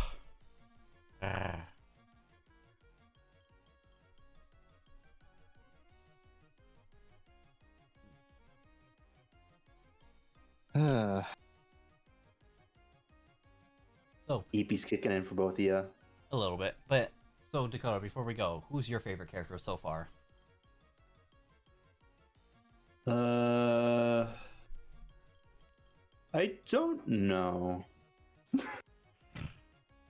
We have Like, three they're all pretty- seasons. You can't pick one. I have a hard time picking favorites of things. I can only like maybe do if at best maybe like 3 or 5 that I kind of like, but I can have a hard time picking like, oh, this one's my favorite in most things. Dakota will pick the deer girl when she shows up. I don't know, possibly. I don't remember at all. There was actually a if bunch there of is deer one. faunas that actually appeared up as like background characters. I kept on making like, oh, that's a Dakota joke. Every If you ever edit this, you should do like a deer counter if you have clips. that's Just like little good. circle, the little bing. Go to 1. I have heard members hidden throughout human media. But yeah, next week we will be watching RWBY Volume 4, where they're going to get a new engine for the animation. So it's going to be a lot more, how do I say, not as stiff as it is in the first 3 volumes when it comes to fluidity, like Phoenix mentioned. But there is also going to be more of a like an origin story between Nora and Ren's relationship. We're gonna get like we're gonna get a very badass fight in the middle of the season. We're going to get a more introduction to the main antagonist, Salem herself, and her own cabal. Is Sabrina, the teenage witch, a part of it? The fight scenes were already really nice, but the engine swap made them even cooler. Maybe in like volume 6 going forward, but like I don't remember them being well. Say for Cinder's fight with the Summer Maiden, I will say that is a really good fight scene. But the courtroom scene between Cinder, Emerald, and Cowardly Lion, not so much. And that particular scene in general was also very criticized for having a lot of jump edits here and there.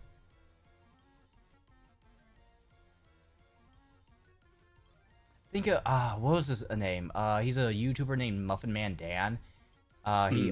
He was also giving both critiques of future RWBY seasons moving forward, and he was also one, and Manga Common, Manga Common, also a very good YouTuber when it comes to like these kind of like critiques over storytelling and animation and whatnot. Very good at critiquing a lot of like the things that RWBY was kind of getting iffy for when it came to future volumes as well. And then actually he just did a couple of videos in regards to character redemption arcs, and a certain character from RWBY was part of the selection of like how not to do a character redemption. Did they redeem him anyway? Well, RWBY did in their own kind of like rushed way. And see, that's another thing. Like, I can't understand why a lot of people like just outright forgive like the pacing for RWBY Volume 4. Actually, isn't it? That's the thing that caught me off guard, is that you thought the pacing for future volumes were slow. I think it was the opposite, especially with in regards to Yang's PTSD recovery. Which, I mean, I guess off screen she had like a year to get over her PTSD, but like at the same time, it's like I don't know, on screen that I don't think that was quick enough for audiences to. You know, instead of giving her a robot arm, I hope they just duct tape a shotgun to like her nub, like a peg leg.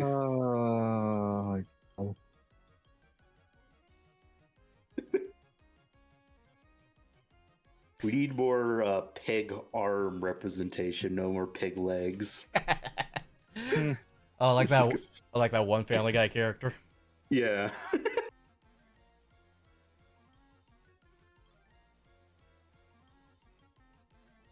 Oh yeah, see, that's another thing that I'm not gonna be looking forward to for the future RWBY seasons, like all the exposition shit. Like, come on, yeah, because like RWBY at one point, like, up until volume 3 and 4, I guess you can say, were all a more show don't tell, And then literally it's just like I said about that fucking, that roller coaster analogy. Like we hit the summit with Volume 3, and then like we start going downhill. Where like RWBY Volume 4 is like very digestible, very well done for what it's supposed to be as an introduction to the new graphics animation engine that they're using moving forward. But then like the narrative and everything just drops.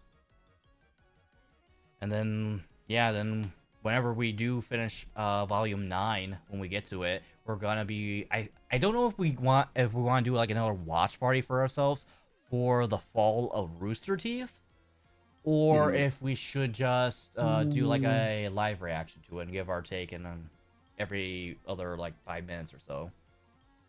Because might as well just do a live reaction, because it's better to do it live and then instead of just talking about it afterwards. Yeah. Because it's a very icky situation with the fall of Rooster Teeth, and that's why, it was kind of sad when Rooster Teeth did announce that they went under, but literally a year later they got bought back up by Bernie Burns himself. So they kind of saved themselves, kind of not, but at the same time, like they have to make up for so much shit that they did to interns, their own workers, like I mentioned with Shane's open letter, to just fans in general for all the works that they did and kind of like were like very questionable about, depending on who you ask. Because like, a lot of people didn't like care for future seasons of RWBY. A lot of people didn't care for Genlock in general, depending on how you look at it, and so on and so forth. And a lot of times the animators got mistreated in between, so it was like everyone sucks, kinda. Yeah. Trying to remember, did Genlock have David Tennant in it? I think it did, actually. Because I just vaguely remember, like, I remember seeing a trailer, like, oh yeah, David Tennant is in that one. At least it has that. I think it had Michael B. Jordan, and I think David Tennant was part of the credits. I don't remember which character he played. And it's been so long since I've seen the trailer sounded like he was like a scientist guy. I mean, that's just David Tennant. Yeah. I love how they just typecast him and everything, and I hope they keep doing it. I love seeing just doctor adjacent characters of him. Like he's like they did a character for him in like a Ninja Turtles cartoon, and then he's Scrooge McDuck. Like, just keep typecasting him as Doctor Who likes. Oh, have you watched the show Good Omens? I saw season 1. I haven't seen season 2 yet. Oh, I love David Tennant in that show. Makes me wish that like when he got brought back for to play the 14th Doctor. Oh, hi, kitty. He finally came up on my lap. Jesus Christ! It only took you like a fucking year. Kitty, say hi. Say hi. Oh, she's shy. What's up? Can't make a model look crazy. What else was I saying? So yeah, next week, Volume 4, around 8 p.m. Central Standard Time. So basically around the same time we were for this week. Then podcast after that. What else should we talk about or bring up? Tomorrow, I'm not sure if I'm going to be streaming Stick of Truth again. I think I might be finishing up Stick of Truth tomorrow, possibly. And then next week on Wednesday, probably gonna be doing Borderlands 3 with Phoenix and Dakota. Not sure if we can find a fourth person, but yeah. Anything else before we go, gentlemen? Nothing comes to mind. That I think of. I think we're all kind of like EP brain. Understandable. All right. Oh, real quick. I guess since I asked Dakota, Phoenix, who's your favorite character? Gotta say Crow. Crow? Yep, same. I think Crow or like it's always been like Weiss for me for the longest time. But I think I'm just gonna go with her because like I don't know. Just reminds me of my ex. Fair enough. Okay. Alright. Hi. Calling it here then.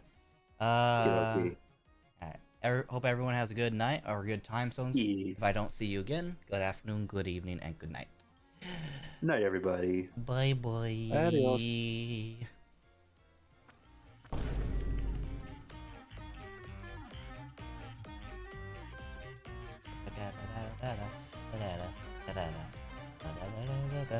And we are off. Narky Darky. I'm going to bed. It's 4 a.m.